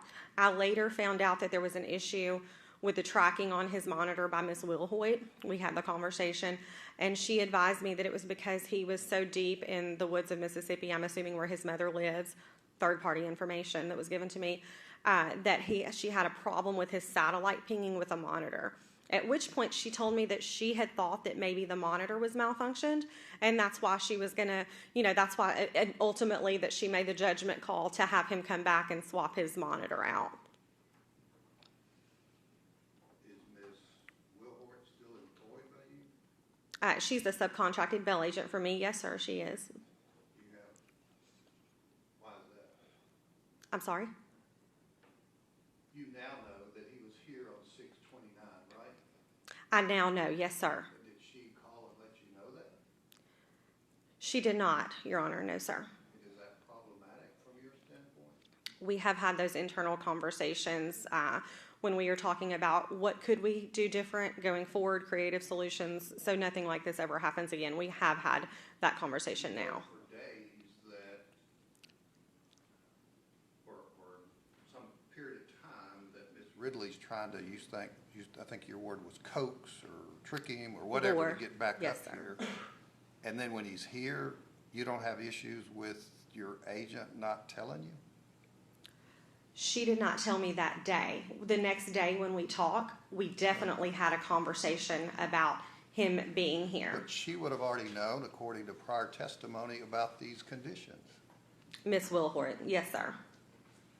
And he's here in Nashville Mm-hmm. on a $75,000 bond, and you Correct. don't know about it? I did not at the time, no, sir. And she's still employed with you? She is still employed, yes, sir.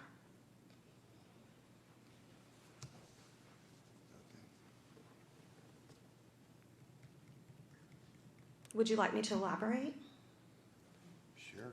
Okay, so we had these conversations about what transpired when he came, because on the weekends, our office is not staffed. That's not a standard operating practice for us. We're on call. So if a bail bond agent gets a call to come do a bond, we come to the office. We're not in Kansas anymore. We're on Jefferson Street. So we have up a chain so that people can't come in and out of our office. It's a dangerous area. So from my understanding, based on the conversation that I had with Miss Wilhoit, I asked her specifically, when you came to the office to meet him, was the chain still up? Did he come in? How did that work? And she advised me, no, he parked across the street. I said, who brought him? She said, his homeboy brought him, allegedly, per Mr. Rivers. So at this point, it's not standard for me to have bail agents operating in the office on the weekend unless they get a bond per se. So she also advised me that she was operating in a capacity of her electronic monitoring company, which is Freedom Monitoring. And she felt as though that would be a conflict of interest to do business as a Brooks bail bond agent when she's operating under the capacity of a monitoring company. She said that would be illegal for her. You agree with that? Do I agree with that? Well, I'm not an attorney, but I have great attorneys that I talk to every day, and I asked them their advice on that, and they said that would be correct, that she would be operating in the capacity of one of your clients at your office. She knows in advance, you've known for 24 plus hours that he ain't supposed to be in Mississippi, and she just says, I'm here as Freedom Monitor. I don't know about Brooke. Is that what you're saying? Oh, no, sir. I'm not saying that at all. That's not what she said. Oh. I asked her specifically what happened, and she said, let me back up a little bit. His monitor was malfunctioning, okay, and that she was going to have him come to the office, that she had him, I'm sorry, because this was the next day. She had him come to the office to swap out the monitor. She later found out it was not a monitoring issue at all. It was because he was so deep in the woods of Mississippi that his satellite was not pinging. And I said, did you call Alicia? And she said, no, Alicia was at the funeral. I said, was there anyone else at the office at the time? And she said, no, it was just myself. And I said, did you feel like that you could have or would have or should have taken him into custody at this point? And she said, no. I'm vetting her for these answers to see like where her headspace is on why she made these rational or irrational decisions. She said, no, I do not. And she said, she asked me specifically, should I have taken him into custody if I'm operating under the capacity of an electronic monitoring company? I'm not his bail agent. I'm not operating under capacity as a bail agent, and it's my understanding that I don't have the legal authority to do so. And I said, you know what? I never want to tell you anything and be wrong. Let me seek advice from my counsel, and I will circle it back around, and we'll have those conversations, which we have been having those conversations since July the 3rd. Myself, my counsel, Nikita Wilhort, everyone that has been involved. So you now, from the perspective of the owner, you think it's still okay to have Ms. Wilhoit running her own monitoring company, making bonds for you?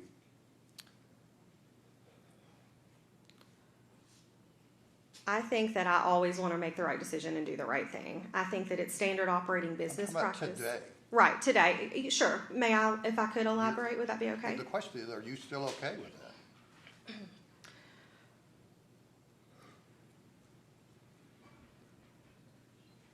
I feel like other bail bond agents and other companies. Not talking about other right, companies. Sure. Do you think it's okay for you to, you have agents making bonds and then refer them, even bonds Ms. Wilhoit may make, and she sign them up for Freedom Monitoring?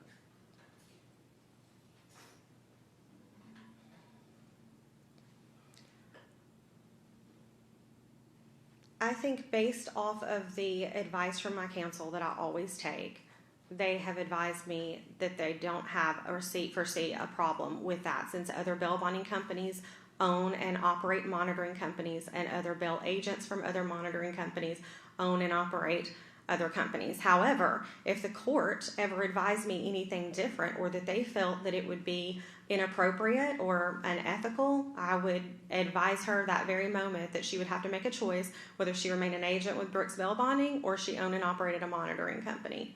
You see, here's the issue I had.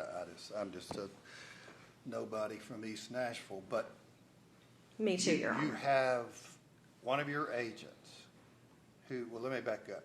Did you notify anybody after 6:28 at around noon or 1 o'clock with the court that, oh my gosh, this guy's in Mississippi?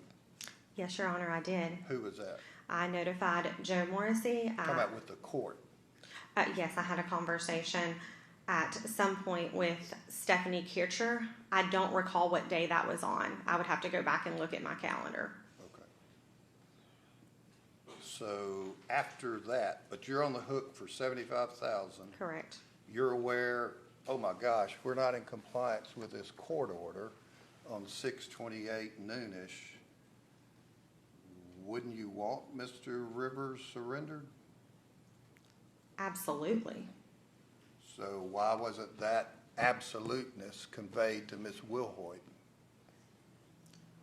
Are you and all other agents? okay? Are we speaking on the 28th or after he came here to swap his monitor off? Just for The clarity. 28th, you know. Yes. Oh my gosh, we are totally in violation of this order. Forget whether Correct. you take an order and sign it blank and all that kind of stuff. Do you think that was negligent? I think that I would have asked. On behalf of your agent? Sure. I think that I would have asked in court for a copy, and if someone would have told me that I would not have got it until I bonded them out, I would have understood that that was standard operating practices, as it has been for 20 years since I've been doing bonds. I've never received a copy of the order from court. And So on 6/28, when you Yes. finally realized we're totally in violation of this order, correct. you would have told all of your agents, if we get Mr. Rivers back from Mississippi, we're going off the bond. Is that what you said? I said that based on my You said you would have conversation. surrendered him. Sure, based on my So conversation. did you convey that to all of your agents? Sure. So You based did. on no. I just wanted to explain to you. You're asking me a question, but I would like to explain Just if that's either okay. yes or no. We talked about our legal rights to be able to surrender and what we could and could not do. Who's we?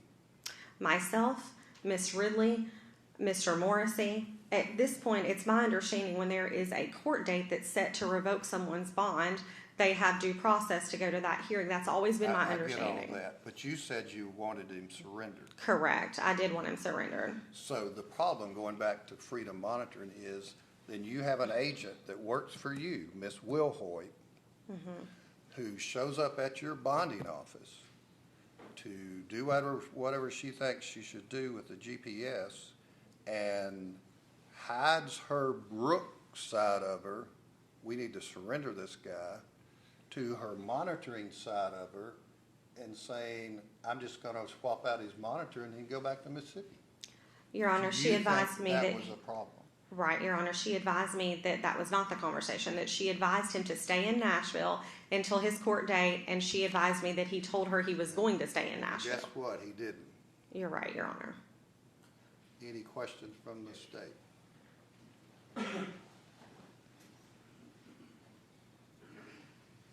Ms. Evans, Ms. Wilhoit, who we've been discussing, wears a lot of hats, is that correct? Yes, sir. All right, and what's been proposed today is that she sort of wore her monitoring company hat when she met with Mr. Rivers on June 29th and ignored her bonding agent hat. Is that right? If that's how you perceive to put it, sure, I'll agree with you.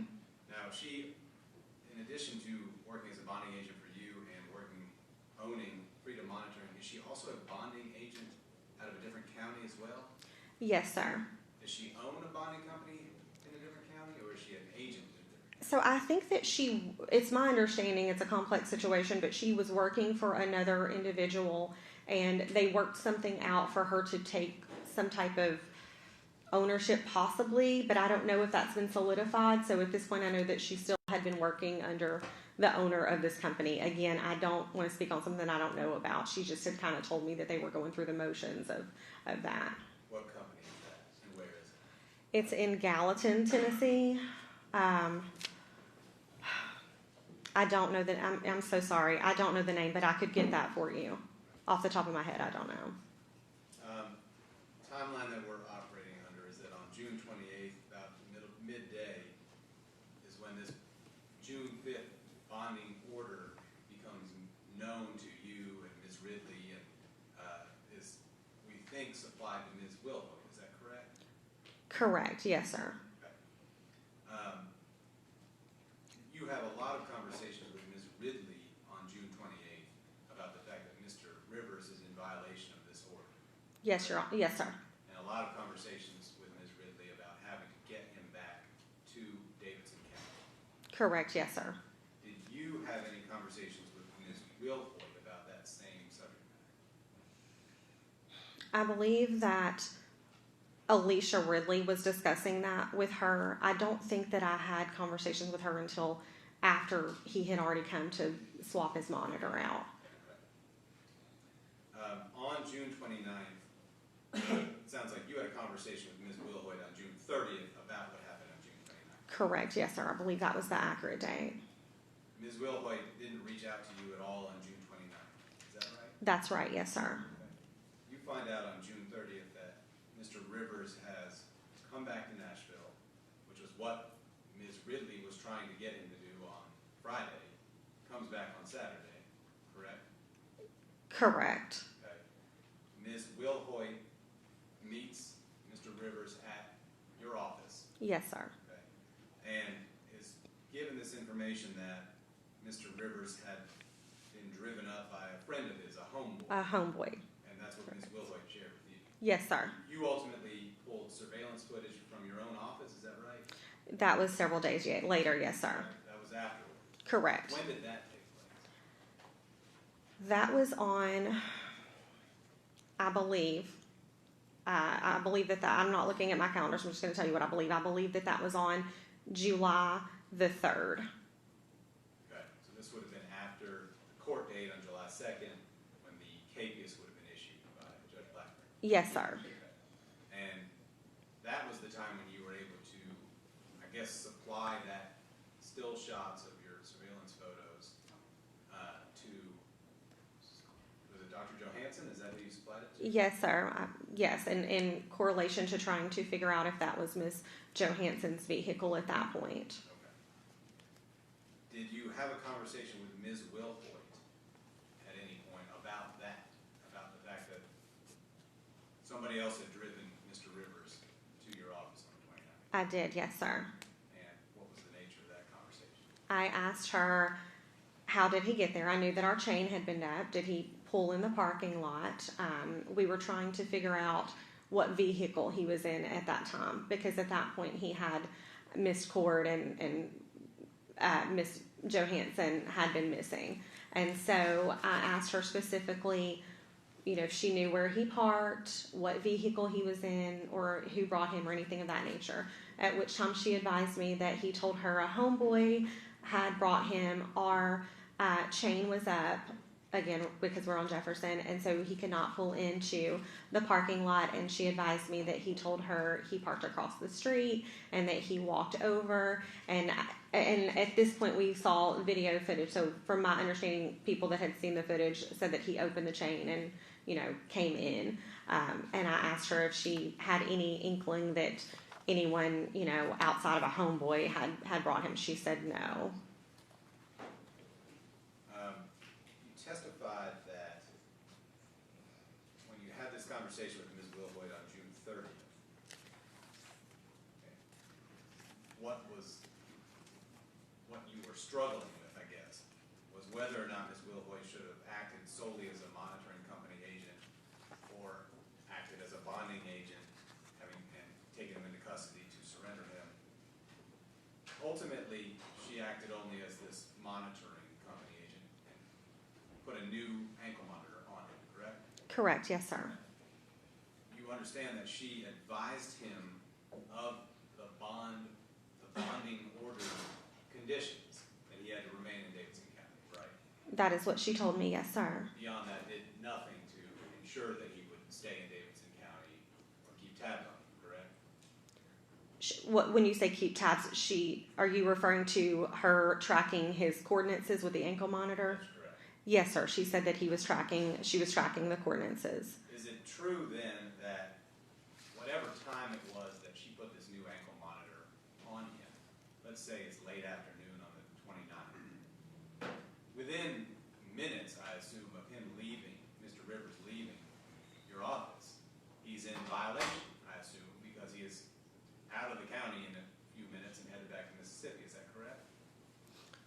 Correct. Yes, sir. I mean, there's no indication that did he spend the night, June 29th, in Nashville, that you are aware of?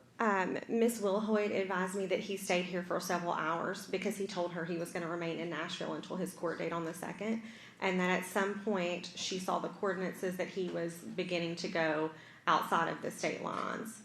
Do you know if Ms. Wilhoyd, acting as a monitoring company agent, put any exclusionary zones on his monitor at that time, June 29th, so that an alert would go out if he left the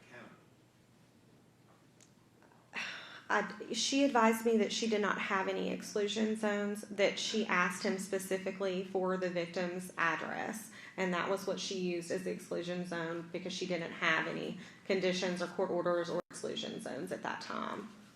But on June 29th, she did. She knew he wasn't to leave Davidson County, correct? Correct, but she did not. She said she did not have any exclusion zones. That's just what she told me. I haven't. Sure, but obviously, if he's not to leave Davidson County, then the entire country, other than Davidson County, is an exclusion zone.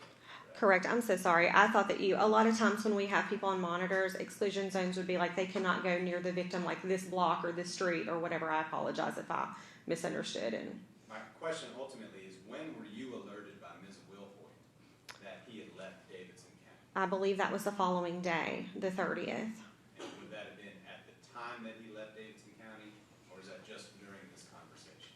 That is after he had already left Davidson County. As in, she didn't contact you the minute she was alerted through the monitoring system that he was outside of Davidson County? Correct. Question? Ms. Evans, is it a common practice to accept less money for a bond than the original bond price? Is it an uncommon practice? Did you? I just want to make sure. Okay. Is it a common practice? $7,500, and you took $4,000 in this bond. Is Yes. that a common practice with your company and Sure. other companies? Yes, sir. It is. We're competing with bonding companies doing them for 1%, so of course it is. About 1%? Yes, sir. 1%. Yes, sir. There are bonding companies out there that would have done this bond for $750. Maybe in this room. Yeah. Okay.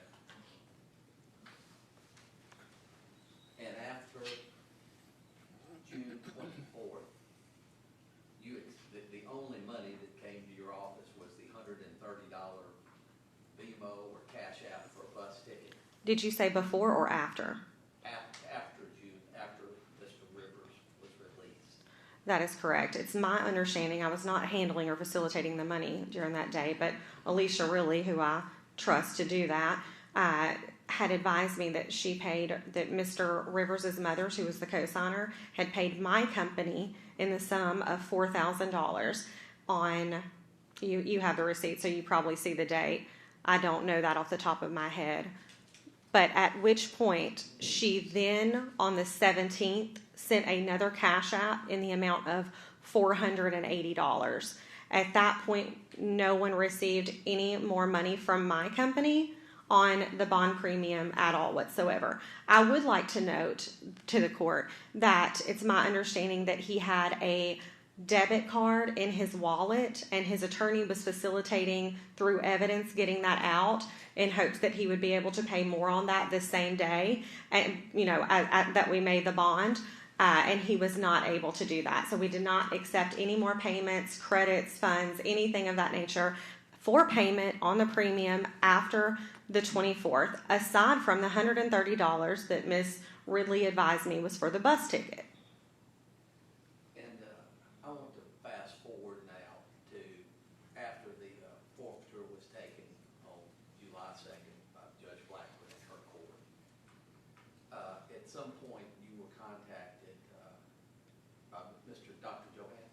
Yes, sir. And you were advised that a missing persons report had been filed. Actually, Mr. Morrissey contacted me first and advised me that he had heard, through the grapevine that there had been a missing persons report filed. And at which point, almost in conjunction of that time-wise, Mr. Johansen contacted my office and spoke with my office manager, who also alerted of me that as well. And I said, could you please get me his phone number? I would like to reach out and help any way that I can. At which point I contacted Mr. Johansen. And tell the court, give a timeline of what you did from that point going forward to try to assist in the apprehension of Okay. Mr. Rivers. Okay, so on the date, which would have been on the 3rd, when I contacted Mr. Johansen, he advised me that he was worried for his daughter's safety and that she had been missing, and I asked him, could he run me through the timeline? How long had she been missing? He advised me, and I believe that it was like between 3 o'clock and 4 o'clock in the morning, that her Life 360 was disconnected, and that she had custody of minor children. Her door had been left open, the animals had been let out, and that the camera system had been disabled. And that he was worried that she could have potentially been taken against her will. And he had filed a missing persons report, but I think at that point was kind of in distress and maybe even a little bit frustrated that it wasn't taking so seriously. And I told him that I would help in any way, that I had an 18-year-old daughter that was about to go to college, and I could not even imagine something like that happening to her being missing, that I would go above and beyond to help him, at which point I did. And I got all of the information from him. Last known whereabouts, what kind of vehicle does she have? Was the vehicle at her home? It was not. It was not there anymore. I asked him, could he provide me the description, which he did very accurately with tag numbers and all of those things. And I advised him that I would go above and beyond to try to work with private investigators and my internal recovery team to find his daughter. If he believed that she was in fact with Mr. Rivers, that I would be looking directly for Mr. Rivers and would do everything that I could to help. And at that point I contacted the police department where they live, which I believe is Harrisburg Police Department, Hattiesburg or Harrisburg, okay, Police Department in Mississippi. We began to have conversations. Mr. Johansen had provided me the contact information of the person that was working this case.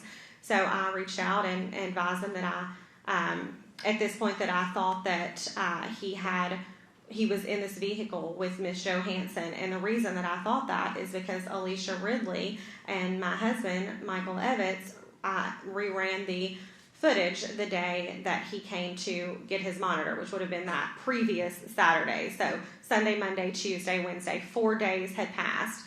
And our Rio link only captures up to 8 days. So, I was like, let's go ahead and hurry up and try to figure out what's going on. Alicia was actually the one that had the brilliant idea to run back the cameras and find out who he came there with.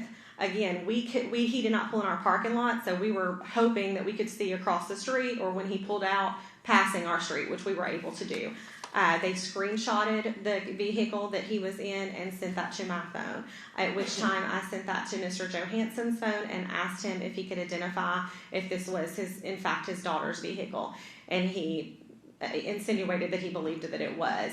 So at that point, I again called Hattiesburg Police Department back, advised them that he could possibly be in this vehicle. This is the tag number, that I would have my team, start running tag numbers, seeing if I could locate this tag where it had been, we have ways to be able to find out if tags are basically recognized at street points, etc. So I did do that. I also asked them if they could potentially go ahead and start doing an OnStar tracking of the vehicle, because Mr. Johansen had advised that, he did believe there was OnStar tracking. They said that they would. They called me back several hours later and said, do you have a copy of the warrant? And I said, I will send it to you. At which point the actual warrant was not in the system from my understanding between Ms. Ridley.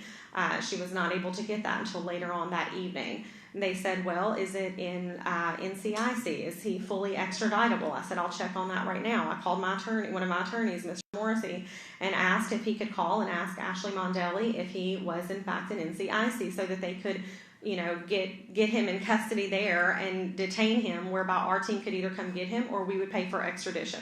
And Miss Ashley Mondelli is in the DA's office. In the district attorney's office, she's amazing. Yes, sir. And she was very helpful.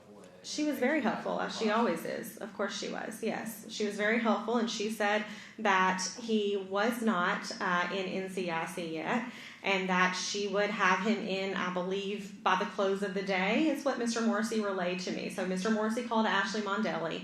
She advised him that she would, do everything she could to make sure that he was entered at NCIC by the end of the day. So I contacted Harrisburg Police again, told him we were working diligently on getting this person entered and fully extraditable into NCIC, and that we were working religiously in getting the warrant that was not yet available to us at that time. And they later called me back and said that they had an OnStar location, but it was outside their jurisdiction. So we would then have to start this process all over with a different district. Gulfport Police. With Gulfport Police, yes, sir, which we did. In my mind, there are two pivotal points in this whole timeline. June 24th, when your company or your agent did not receive the bond conditions when they went to make the bond. Correct. And the second pivotal point is the day and a half delay in being able to get the warrant or the capias to serve on Mr. Johansen. Correct. And if you would have been able to obtain that from the clerk's office on July the 2nd, was Mr. Rivers' monitor still active at that point? Yes, sir, it was. And at that point, do you believe y'all would have been able to track Mr. Rivers down before this tragedy occurred? Of course. Yes, sir. Because the GPS would have led him directly, led us directly to him. Nothing further. Any other questions? Was the recording saved? Your Honor, we have what's called, the system is called Reolink. That's just a yes or no. The No. recording, do you have it? No, sir, I have screenshots of it, though. Okay, so Ms. Ridley, as smart as she is, y'all didn't think to video it? I wish that she would have. She probably was not thinking that at the And time, would but Miss- she did screenshot it, Your Honor. Okay. Would Ms. Rivers think at all that she was ever gonna pay any more after her son got out? No, sir, not to my knowledge. Well, I mean, you weren't gonna be able to take it, right? Correct. Yeah, that's why I said it was not to my knowledge that she expected to pay any more money. Any other questions? All right, thank you, ma'am. Yes, Your Honor. Thank you. Nikita Wilhoit?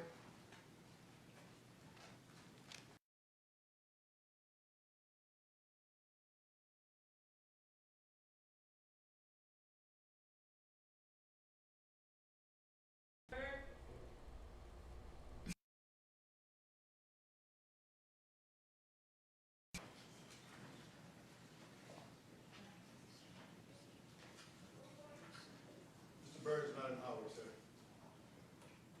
Okay, the word I got, she was gonna be here at 2:57. They're coming out. Okay.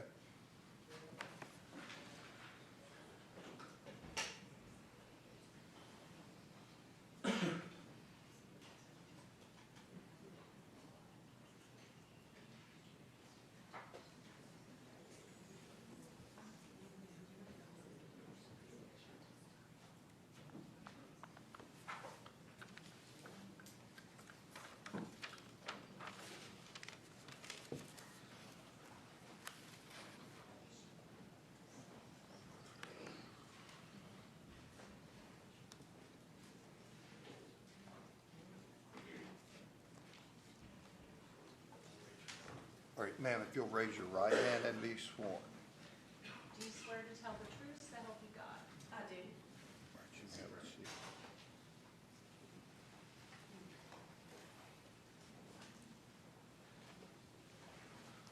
All right, and your name, please, ma'am, Dr. Nikita Wilhoit. N-A-K-E-D-A? That's correct. Okay. And you're an agent with Brooks Bail Bonding? Yes, sir, I am. Okay. And also on Freedom Monitoring? Yes, sir, I do. Okay. What was your first involvement in any way making Mr. Rivers' bond? I had nothing to do with the actual bond. My first point of contact was when I was contacted to provide ankle monitor services for him. Okay. And that occurred when? June the 24th. And who told you he needed ankle monitoring? An agent from Brooks Bonding, Who was that? Alicia Ridley. And did you at any point become aware of the June 5th, 2024 court order from Division 3? Later on throughout the week, I did come in contact with that order. And when was that? I was verbally told June the 28th, and it was handed to me on that following Monday. So you weren't sent a copy of the order by way of text or any other way on 6/28? No, I was verbally told what the order stated. By who? Alicia.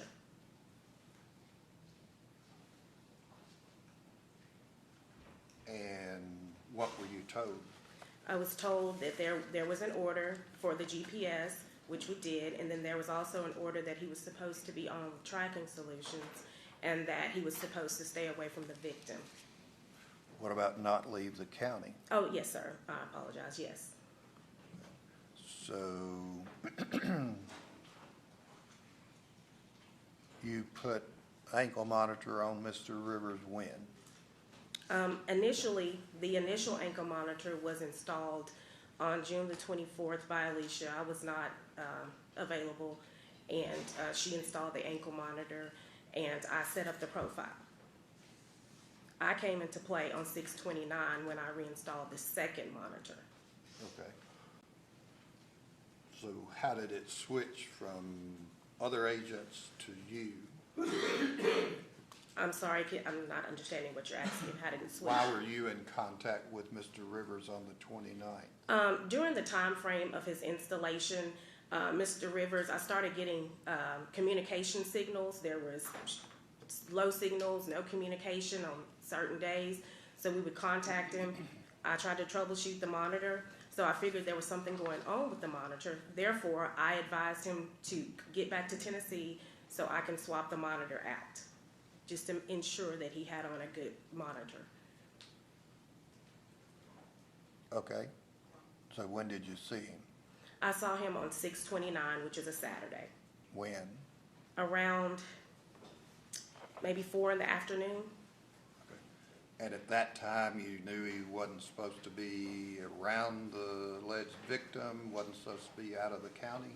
Yes, sir. I was aware, and I was also made aware that the court knew, the attorney knew, and Mom knew, and he knew that he had issues with his national address. And we advised him at that point that he still needed to stay.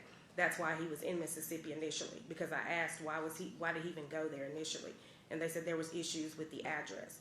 So when I talked to him on Saturday, I did talk to him about jobs here in Nashville, making sure that, he had some things set up. He led me to believe that he was going to still stay here in Nashville. And you said you had communications of that from the court? I'm sorry? You mentioned the court. Oh, no, that's what I was told, that the court knew that he was in Mississippi. His attorney. Told by who? By the agent, Miss Ridley. Miss Ridley told you that the court was aware he was in Mississippi. That's correct.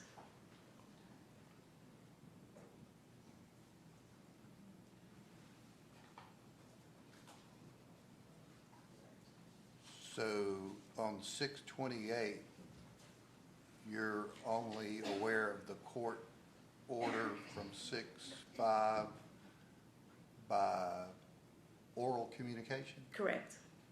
Because this monitoring report, you sent this to Yes, sir. Ms. Critcher? Yes, because I was verbally told, so. You said the court order was received on 6/28 at the time zones were set. Yes, sir, that meant that these zones were set, because when I found out that there was supposed to be a victim and all that, I set zones at that time. But this says the court order was received. Verbally, I should have put verbally, that's my mistake. Oh. And what zones were set? A victim zone. And where? How would you know when to set it, where to set it? Well, I asked Bricen himself, I said, do you know the address of the victim? No one had, the court order did not have the address of the victim. It only was her name. So I also asked to see the contract for the bonding company. She was used as a reference. He mirrored those addresses for the victim. So you set up zones within your GPS monitoring of some location in Mississippi? Yes. It was not on the order where this address was even supposed to be. Okay. Did you know from Miss Harlan Evans or Miss Ridley or Miss McMillan, anybody at all, that on 628 that, or did you think at all that we might need to surrender him once you found out about the orders? The order?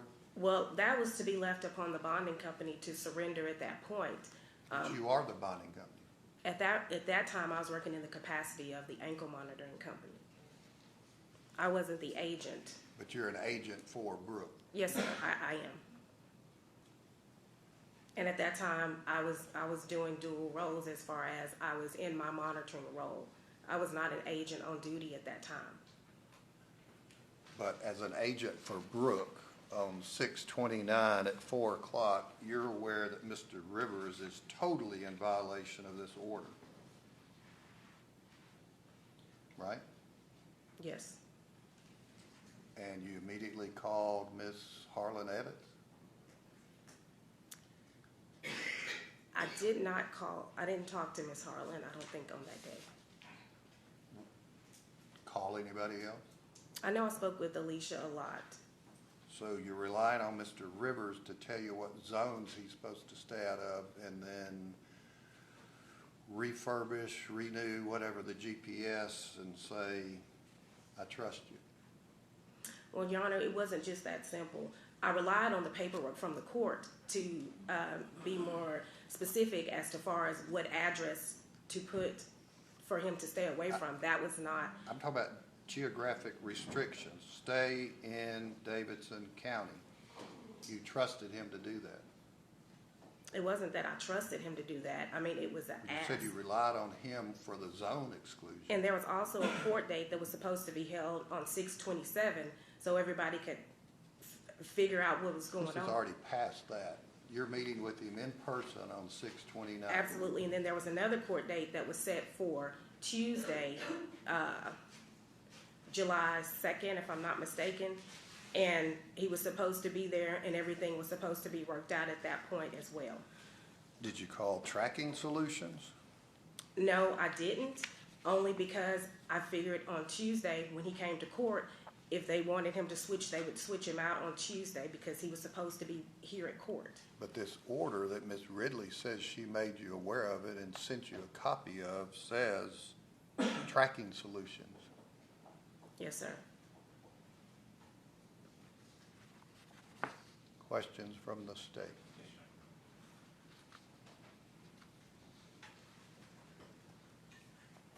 Ms. Wilhoy, did I understand that your first role in this was not on June 24th when the ankle monitor was set up, that you didn't have anything to do with that, or did you set up the ankle monitor? I set up the profile. I was called to say that we had it was an emergency situation. There was an offender who was, out, needed an ankle monitor. Could we please use this ankle monitor to be in compliance? And then I agreed. That's how I got brought into it. Okay, but being brought into it, does that mean you came down to Brooke's office? No, I did not.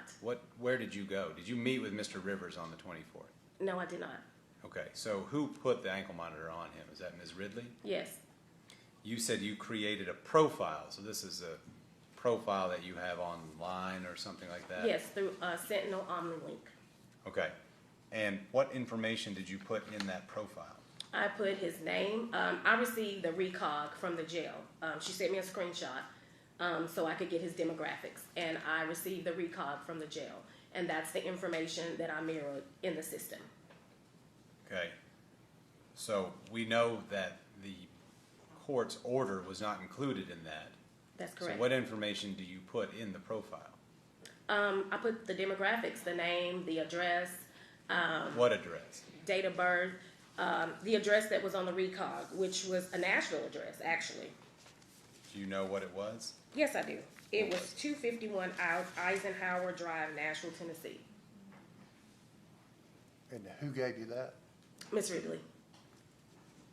That's what she received from the jail.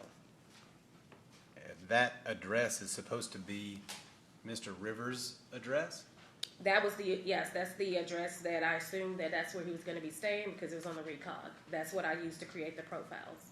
Do you know what that is? Did you look up that address? Well, after the fact I did, but before I didn't. I didn't have a reason to look it up. What is 251 Eisenhower Drive? If I'm not mistaken, I think it's a house the last time I looked. Okay. You create this profile and you include that address, but that's not have anything to do with an exclusionary zone. That's just you listing an address you expect him to live at? That's correct. Okay.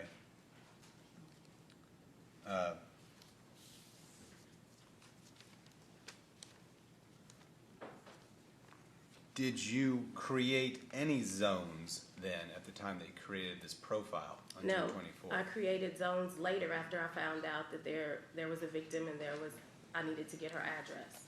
That would have been on June 28th? Yes. Or June 29th?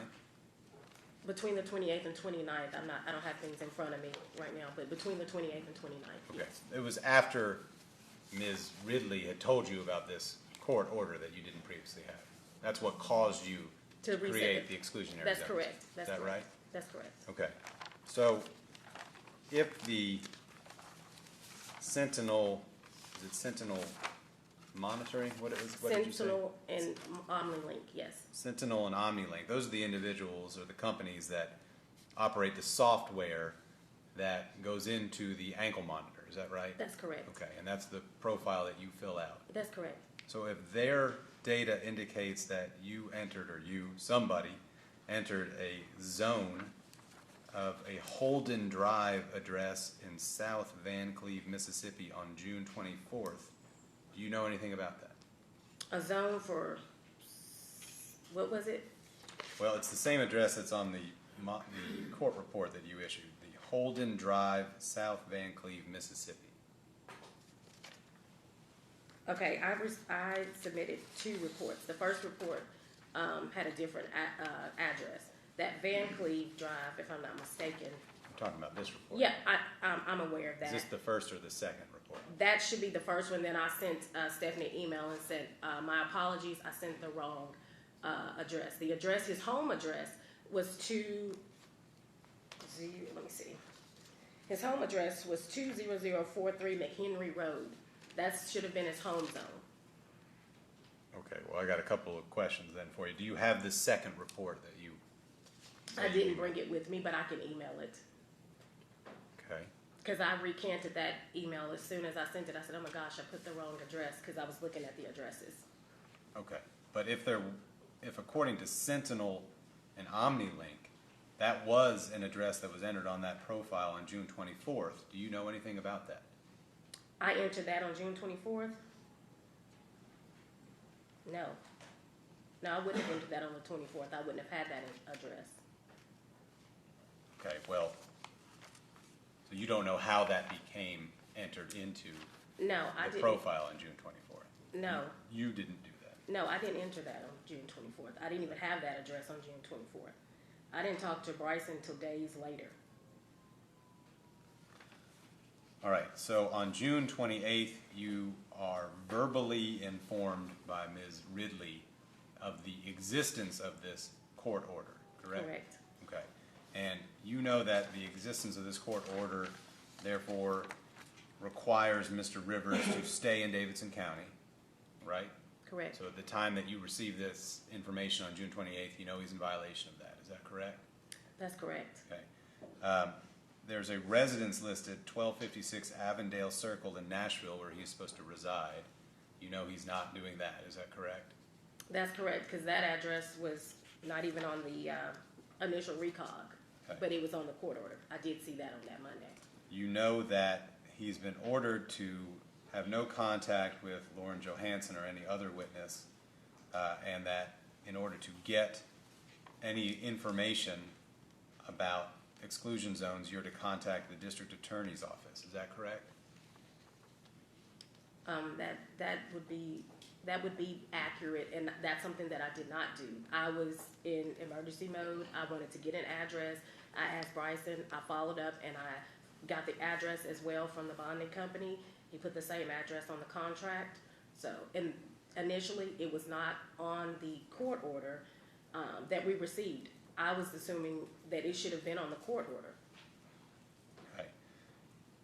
You asked the defendant, Mr. Rivers, for the victim's address that you were going to trust to be the address he needed to stay away from. Is that correct? That's correct.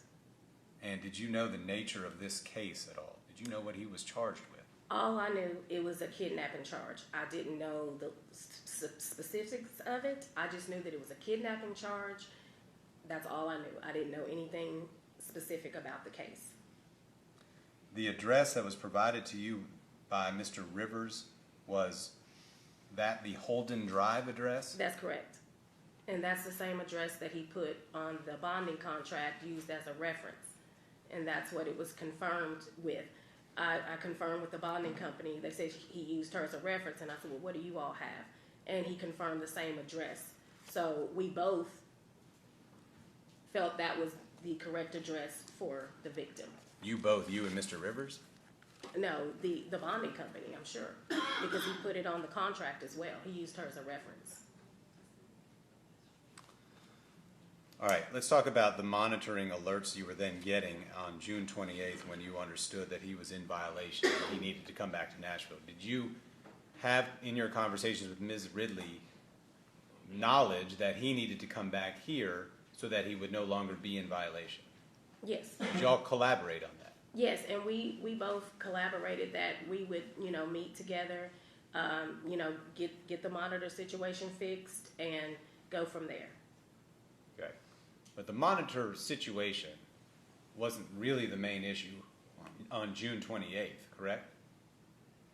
The fact that you were getting poor signals or no communication signals, well, that was concerning.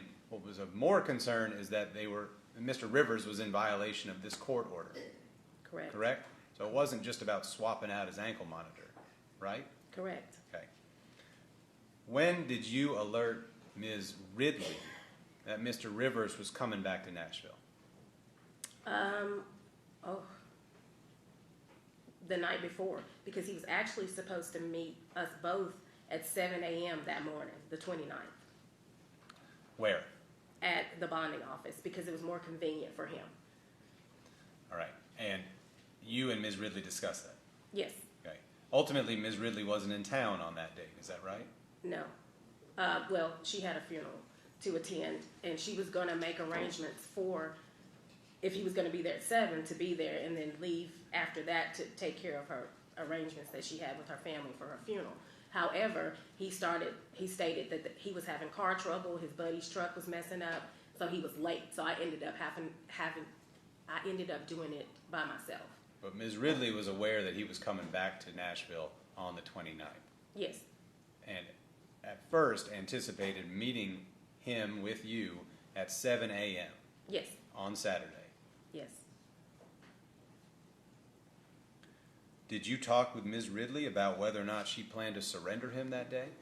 Well, we had several conversations, and the conversations that we had was the attorney knew and the court knew, and he's supposed to go to court on Tuesday. Just make sure that we reiterate that he's not supposed to go back to Mississippi, because at the end of the day, we could not arrest him.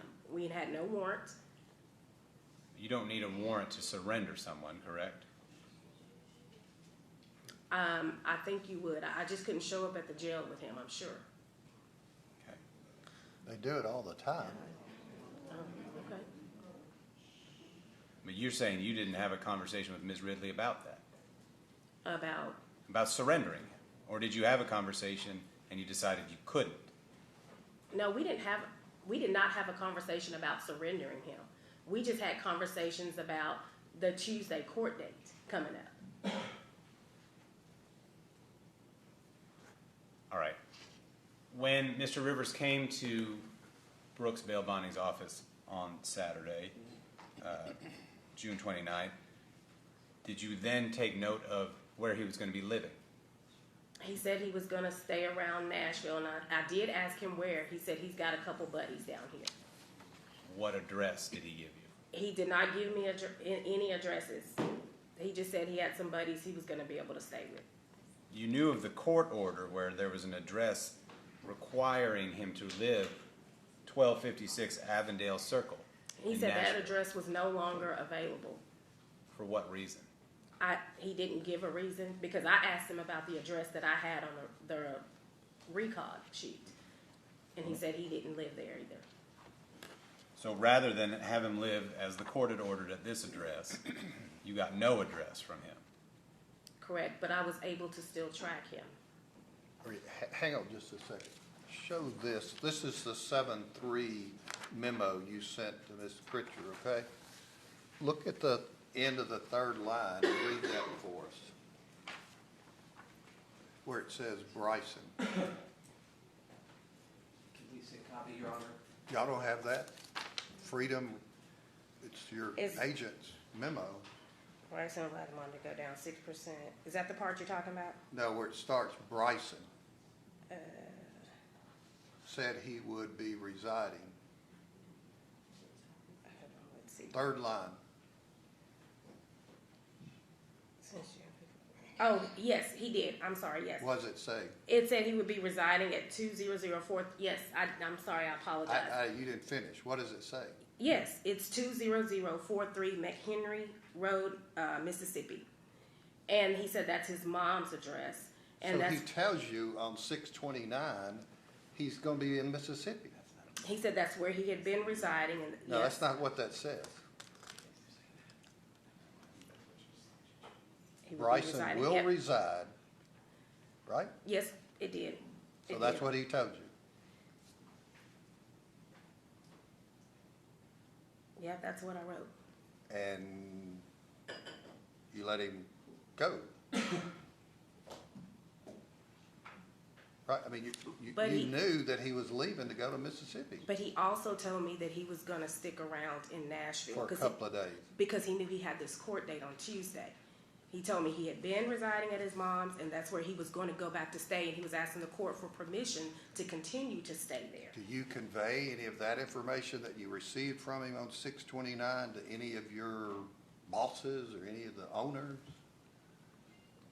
What part of that? Bricen said he would be residing in Mississippi. Yes, everybody knew that. Yes, sir.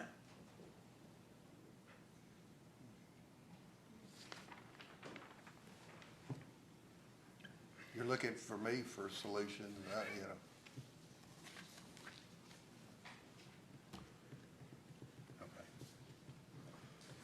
Okay. When you hooked Mr. Rivers up to this new ankle monitor, you knew that he needed to stay in Davidson County, and he had promised you that he would. Yes. Other than the fact that he indicated this was going to be his residence in Mississippi. And that's where he was going to ask the court to continue to let him stay because he had nowhere else to go. He said he could stay a couple days with some friends in Nashville, but he didn't think it would be long term. Okay. What does your tracking of him indicate was the time that he left Davidson County? I don't have that on me, but he left like pretty much about an hour or two after he got it on, like right away. Yeah, right away. So we contacted him. I contacted the bonding company. We contacted him. He stated that you contacted Ms. Ridley? Yes, we talked to him. He stated that they had issues with the truck, him and his buddy, and that he was getting the truck back, and he ensured us that he would be back. All right, let me ask some questions about that. He gets his new monitor on in the afternoon on Saturday, 4 or 5 o'clock, something like that. Is that what your memory is? Yes. You are aware that he has left Davidson County, despite his promises to you, by 6 or 7 o'clock. Is that correct? That could be about accurate. Okay. You know that he has left Davidson County, and you contact Ms. Ridley. You refer to her as the bonding company, but you're also working for that same bonding company, but you refer to her because she's the agent, right? Correct. Okay. You tell her that I met with Mr. Rivers, as we expected him to be here, told him to stay in Davidson County, and he's left Davidson County. Is that right? Yes. Are you saying that you and Ms. Ridley then contact Mr. Rivers and speak with him? Is that what you're saying? Yeah, we contacted him, and he told us that the truck had still he said they were having truck issues on the way up here, and on the way back there were some issues. On the way back where? To, I guess, Mississippi, wherever he was going. I mean, he was already there. Well, where? Where, Mississippi. And 1 to 2 hours later, he was in Mississippi? Well, not in Mississippi. I mean, I think you're fast forwarding. No. What I want to know is, when did you learn that he had left Davidson County despite his promise on June 29th that he'd stay here? When I started noticing he was going through different states, that's when I said, okay, what's going on at that point? And then by the time When was that? Was that contemporaneous with when he was actually leaving Davidson County? Like, maybe I'm making this too complicated. If he physically went outside of Davidson County at 6:30 p.m. on June 29th, did you know then because you were tracking him? Yes. Okay, did you get an alert that he was out of Davidson County? I didn't set zones for him to be out of Davidson County because initially I never set zones for him to be out of Davidson County. Why? Why not on the 29th? Wouldn't you do that? You could do that. I could have set the zones on the 29th. I didn't set the zones because he was already in Nashville. He was supposed to stay in Nashville, and he was going to be here for the court date on Tuesday. I don't understand why that would prevent you from setting up a zone to alert you if he had left Davidson County. Not only that, everybody was aware that he was already in Mississippi. Had I not got him down here on Saturday, he wouldn't have never been here on Saturday. But he was here on Saturday. Because I got him here on Saturday. Who was aware that he was in Mississippi? You say everybody. What I was told that his attorney was aware and the courts was aware. And who told you that? Miss Ridley had been in conversation with apparently his attorney, his mom, and everyone. I relied on information from the bonding company as I had questions or concerns. Okay. So you're not aware personally that anybody in the courts knew he was already in Mississippi? No, I relied on information that I was receiving. But who did she tell you in the courts was aware of it? A broad general conversation, a broad term, she said the court.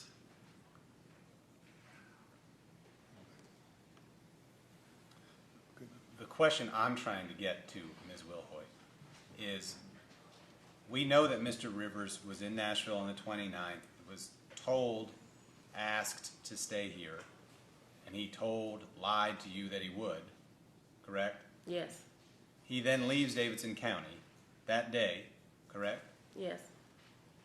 When did anyone know that he had again violated the court's order by leaving Davidson County? What was the first time that you knew and that you shared that information with anyone? I can't give you a specific time at this moment because I would definitely have to look. But I pretty much, I think when he was out of Tennessee when I contacted someone. How do you monitor people then?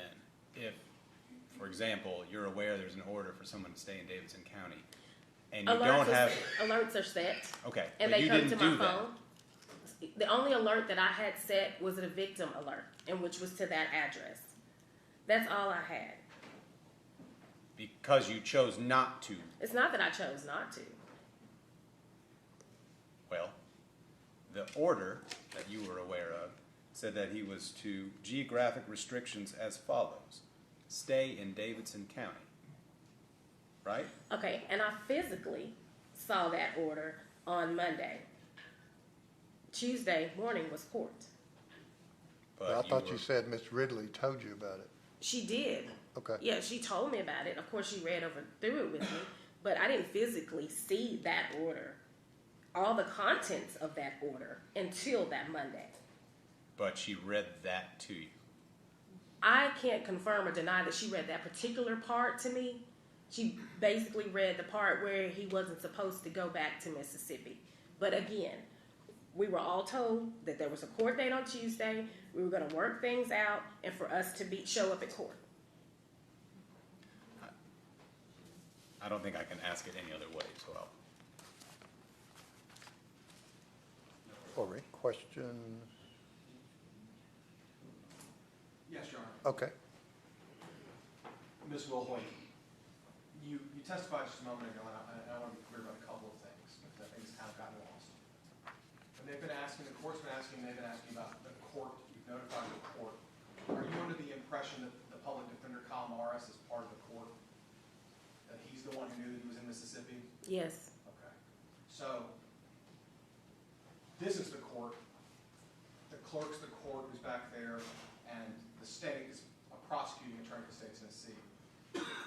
Would you agree that now you understand that that's the court that they're talking about? Yes, sir, I do now. Okay, because his attorney, Mr. Morris, is not a part of the court that would be put on notice of something like this, correct? Correct. So when you say that the court knew that he was in Mississippi, what you meant was that Mr. Morris had discovered that he was in Mississippi, right? Correct. Okay. On the 29th, when you did this reinstall, you said that you and Miss Ridley had talked about him trying to get him to come up early, correct? Correct. But he wasn't coming when Miss Ridley had to go to a family funeral, correct? That's correct. Miss Ridley did not know that he was going to actually come to the office, did she? Yes. She did. When did she know that? We had set it up that night because we wanted to make it convenient for everyone because I didn't want her to be too far away from where she had to be for the funeral. Okay, So, I'll try to be more specific. He was supposed to be there in the morning. correct. And Yes. then he never showed up until way later in the day. That's correct. Okay. And So would Miss Ridley have any reason to believe that he was actually going to come to Mississippi? Probably not. Okay. And I didn't want to bother her with it because I knew what she was dealing with. Okay. So I took care of it myself. Now, Mr. Rivers said a friend or a homeboy, I think has been the phrase that's been used, brought him up here, they had truck problems, all these other things. Yes, sir. You had no reason to believe that Miss Johansen was in the car with him. Absolutely not. When I pulled up, Mr. Rivers was sitting on the porch. There was no cars in sight, no cars in the parking lot but my own. When I went in, changed the monitor out, we talked a little bit. I asked him, did he need a ride? He said he had a ride and he was going to be sticking around here. I got in my car and I left him on the porch and I pulled out. Okay. And for the court's kind of vision of where this bonding company is at, it's on Jefferson Street, correct? That's correct. There's an abandoned Family Dollar across the street, Yes. and there's a Hot Wings place next door. Yes, sir. Okay. And then there's some other businesses that are kind of around it, correct? Yes, sir. Plenty of places to park in that area that are not in front of Brooks Bail Bonding or in that lot because there's a chain across it blocking the lot, correct? Correct. Okay. It is, I guess, hindsight being 2020, did it appear that he went out of his way to make sure that car wasn't around? Yeah, absolutely. The chain was actually up because he called me and he said, there's a chain. I said, well, I'll move it when I get there. He said, well, no, I got dropped off, so I'll just move it. So he moved the chain and that's how he was sitting on the porch. Now, the court has asked you a bunch of questions about why didn't you surrender and why didn't you take him to custody? Why didn't you get a warrant for him? And I do have a couple of questions. You attend the Tennessee Association of Professional Bonding Agents TAPBA class, do you not? I do. And one of the statutes they talk about exclusively or exhaustively in that by Mr. Mosley is Tennessee Code Annotated 4011-132, which are the 5 enumerated reasons why you can surrender someone, correct? Correct. Okay. And that would be he's violated a contractual provision between the bonding company and the defendant of the bonding company. You believe that he won't come to court, or won't come to court as ordered by the court. A conditional judgment or a final judgment entered against the bonding company, the defendant has failed to appear as ordered by the court, or the defendant has been arrested while on bond. Does that sound familiar to you? That sounds familiar. None of those occurred. Okay. And the reason why, I mean, one might think, and the courts would not probably be wrong in thinking this, he's gone to Mississippi against this order, right? But somehow he has come back. In your mind, are you thinking that means he's going to do what he says he's going to do? It was, yes. And you realize that that's just almost lunacy at this point, right? Correct. Okay. Because of what happened. It's not that we can't trust people, Ms. Wilhoit, but in these situations, we can't risk trusting people. Would you agree with that? I agree. Okay. Ms. Wilhoit, you've been in the kind of monitoring for a little bit, so I have just a couple of questions for you. Having Ms. Parker or Ms. Ridley install that monitor, that's not out of the normal for any monitoring companies that are around here, is it? Not at all. And not only that, I've taken it a step further. I mean, they've been trained by myself, and I've watched them put them on. So I wouldn't allow just anyone to put a monitor on that I'm responsible for. Okay. And part of that is one of the things you're making sure is that the defendant knows how to charge his monitor and things like that, and that's something you train them to make sure they know. Absolutely. Okay, and that's something that Tracking Solutions has also done, correct? I don't know. I can't speak for them. Okay. Are you aware, is Tracking Solutions open on Saturday or Sunday? Absolutely not. Okay, so that's closed on the weekends. So even if you were been able to take him to Tracking Solutions, there'd have been no one in the building, right? That's correct. Okay, and this is going into a holiday weekend as well, is that right? That's correct. Midweek. Okay. My next question would be, Mr. Rivers, during this period from the 24th all the way to the 2nd, is charging his monitor and is compliant in that, correct? That's correct. And again, aside from this tentative plan to have Mr. Rivers come up on Saturday that you had discussed with Ms. Ridley, Ms. Ridley was never made notice that actually happened, or it came up on that 28th, right? I don't think I talked to her until the next day. Would around 12:48 on the 29th be when you told them that he had left and gone back to Mississippi? Probably. If you have that, that's probably accurate. Okay. I just have a couple more questions, and I'll wrap it up. I apologize, judges. With the investigation that was going into locating Ms. Johansen in Mississippi, were you in communication with the police departments there? Absolutely. Okay. And I'm not sure if they're detectives or captains, I can't speak to Mississippi police, were they giving you addresses for you to plug into this system and find out if he had been near that? They did. I worked with them day in and day out and cooperated with them and sent them everything they asked for, and they applauded and appreciated that information that I gave them, and they actually complimented my work. Okay. And you provided that information not to one police jurisdiction but to another, correct? Absolutely. Okay. And that was all the monitoring data that you had while he was, albeit against the court order, in Mississippi? That's correct. Okay. So you didn't just throw your hands up after July 2nd and said, I give up, I'm done. You actively engaged in trying to bring him into custody. Is that correct? I did. Okay. Those are the questions I have, Your Honors. Just ask one question about bonding agreements in general. You've got experience doing that. Yes. Does the standard bonding agreement include a requirement that the defendant comply with bond conditions as a requirement of that? That's correct. That agreement? Yes, it does. So if someone is in violation of their court bond conditions, that would then be a violation of the bonding contract. Is that correct? That's correct. Okay. So that could theoretically at least be a basis to surrender under 4011-132-1 if the defendant violated the contractual provisions between the defendant and the bondsman. And just to clarify, when you say surrender, who are you talking to surrender? Would it be the ankle monitor company or the bonding company? I'm speaking generally about the bonding. This is the bonding. Okay. I'm just asking my role. Everyone is saying that I should surrender. You're a bonding agent. You're not this bonding agent. Right, I'm correct. talking in general. Okay, I just wanted to be clear. I understood Mr. Morrissey was making the point that there was no real basis to surrender in this case, and he pointed out the statute. So I'm unfamiliar with the details. Okay. Just the standard bonding contract, and I wanted to know whether or not a defendant's compliance is a requirement of anyone writing a bond. I would assume that it would be. Yes. Okay. Thank you. Right, thank you. Any other questions? Okay, sure. Ma'am, I understand that on this That's correct.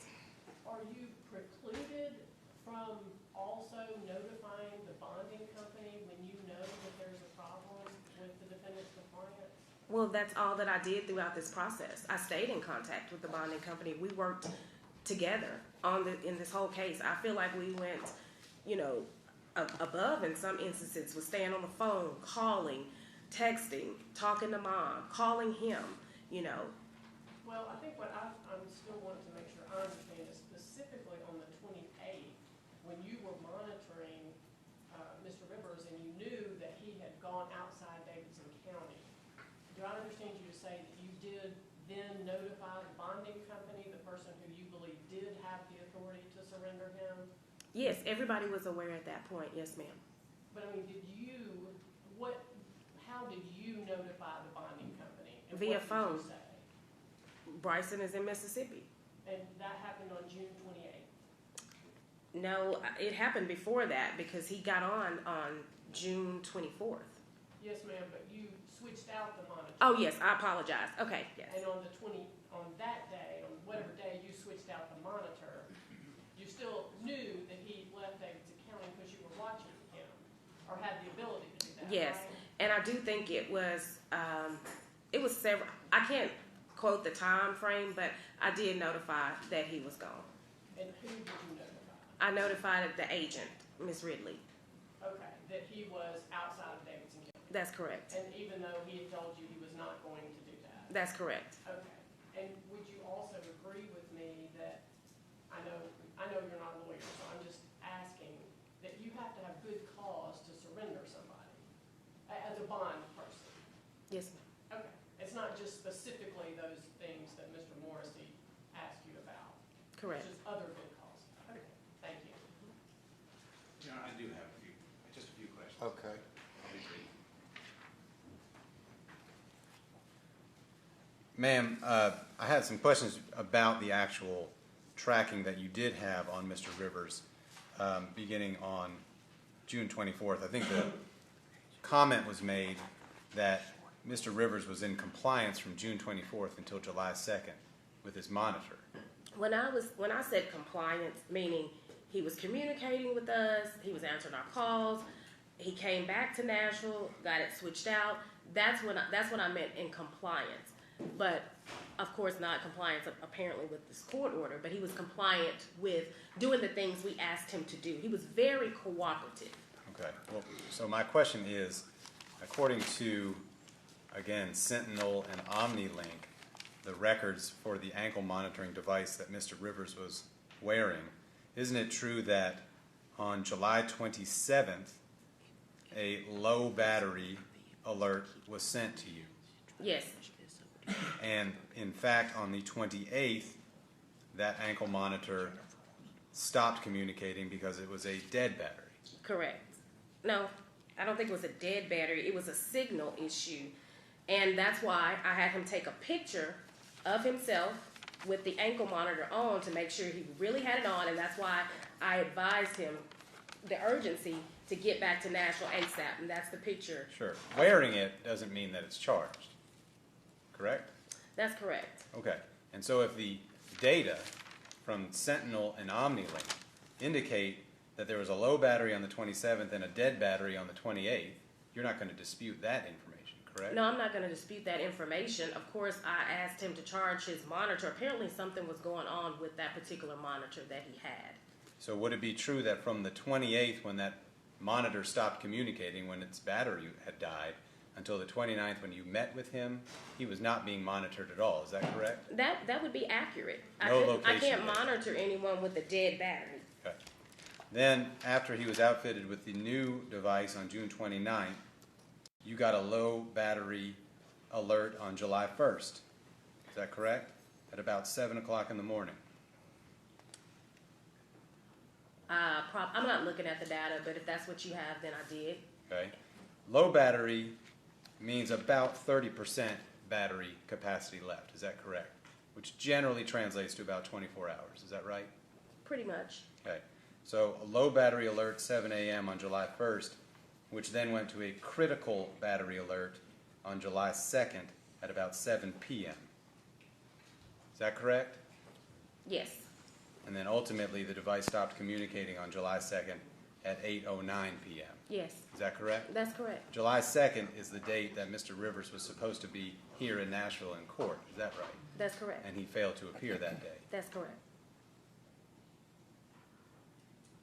And from 8:09 p.m. on July 2nd, we again had no data about Mr. Rivers' whereabouts. That's correct. Is that right? Mhm. Okay. Any other question? Just briefly, at no point in time did you provide any notice to on-time bonding of any of the issues going to be going to Mississippi or anything like that? No, I wasn't aware they were even involved until later on. I was strictly communicating with the agent, Alicia. So it'd be safe to say that Brooks Bail Bonding took the lead on this because they were the kind of primary on the bond? That's correct. Okay. And at no point did you have any communication with Tyrell White or Janisha Simmons? I didn't. Okay. Thank you. Okay, and I've been asked about taking a break, which is fine, but Mr. Bird, someone, I'm not sure, one of the attorneys mentioned you represented Ms. Wilhort. Do you have any questions? Not at this. Okay, I didn't want to leave you out if that, That's okay. okay. All right, thank you, ma'am. All right, I always hesitate to do this, but take breaks when there's a lot of people, but we just have been asked to do that. So we'll take 15 minutes and then hopefully it won't be that much longer. Just hear from Mr. White and Mr. Odie. Your Honor, Ms. Wilhart, excuse me. Sure, hang on just a moment. May I address the court about the procedure? Sure. We have a couple of witnesses we would like to call for informational purposes. Okay, well, yeah, let's hear from those and then I'll see if the state and or anyone over here wants to call someone else. Thank you. All right, we'll be 15 minutes. Court's in recess.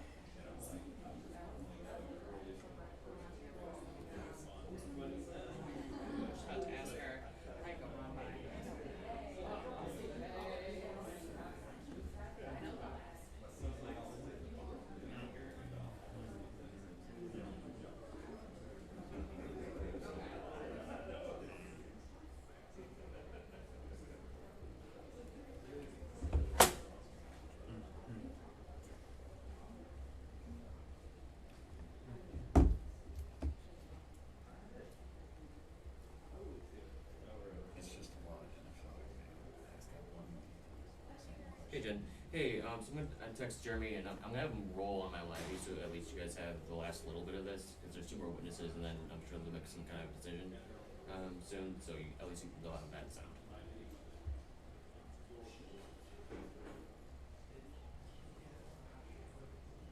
Okay, and yeah, I don't know if Karen's gonna be able to listen to this stuff before it ends, so I don't know if somebody's gonna have to pick a soundbite for her, and Jeremy's just gonna cut a quick video. Okay, well, yeah, I don't know if Sarah could just pick a soundbite for her or something like that. Cool, thank you. Do you know what Karen I haven't seen her since you went in. I don't know. Karen, you're doing great, sweetie. Thank you. Trying to You know balance what that's you from? and crazy. You wanna know what that's from? Kardashians. Kris Jenner. You're doing great, sweetie. It was a joke, is what I was trying to say. Okay. Trying to make you laugh. What's up, brother? Sorry, how are you doing this? Good, how are you? Yeah, Come on, man, you're not keeping up with their Kardashians? Really? Yeah, because there should be. No, you should. It's awful television. I also didn't get the reference out of it.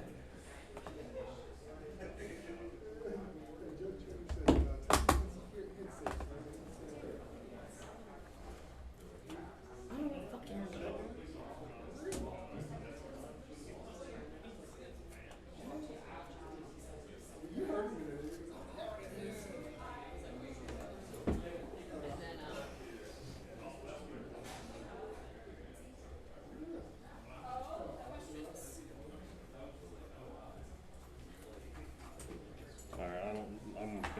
I'm never gonna find the soundbite.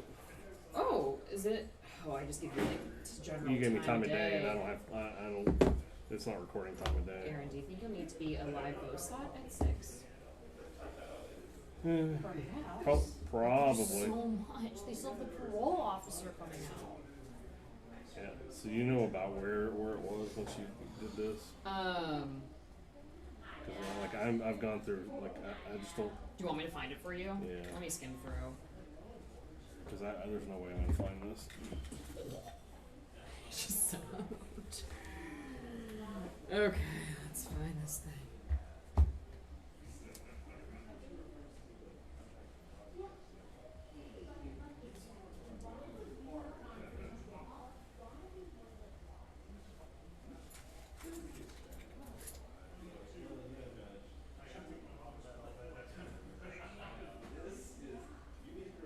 Shit.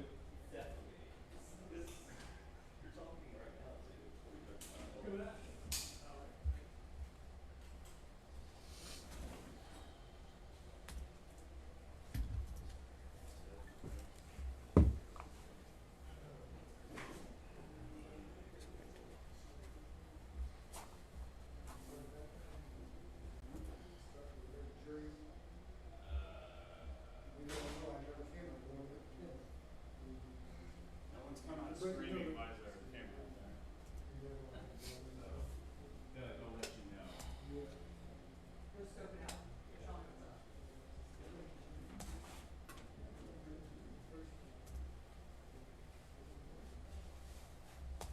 I vaguely remember her saying it, but I was also only half paying. I think it was when the other attorney was asking her questions, like the state attorney. Well, that's That's 20 minutes off. yeah. That's why I'm not gonna find it.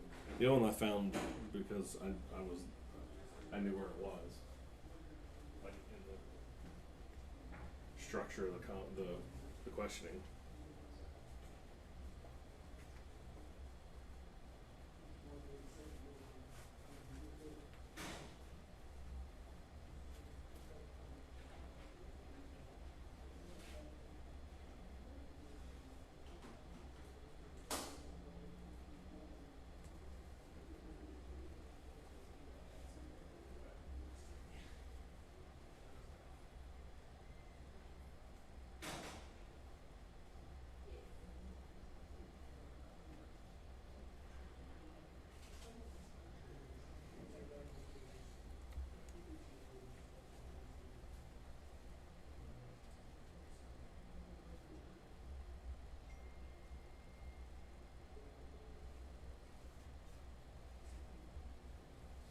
So they still have one more person. At least.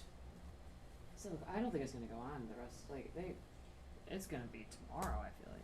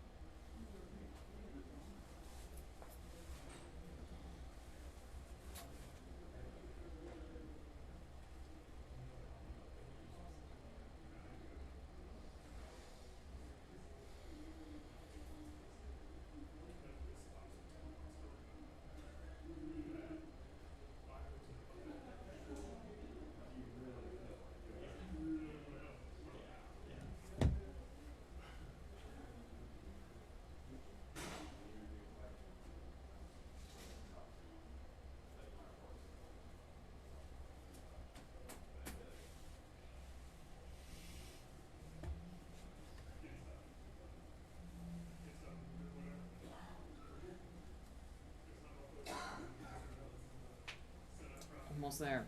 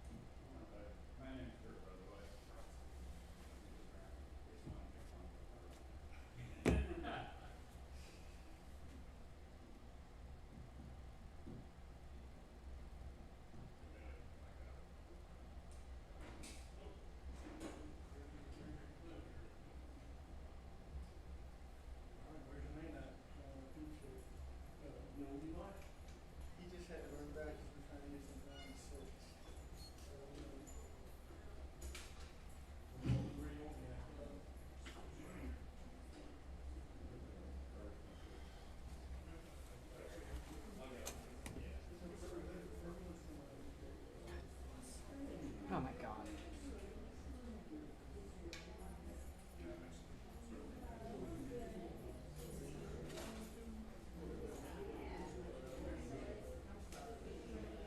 Do you want her dad?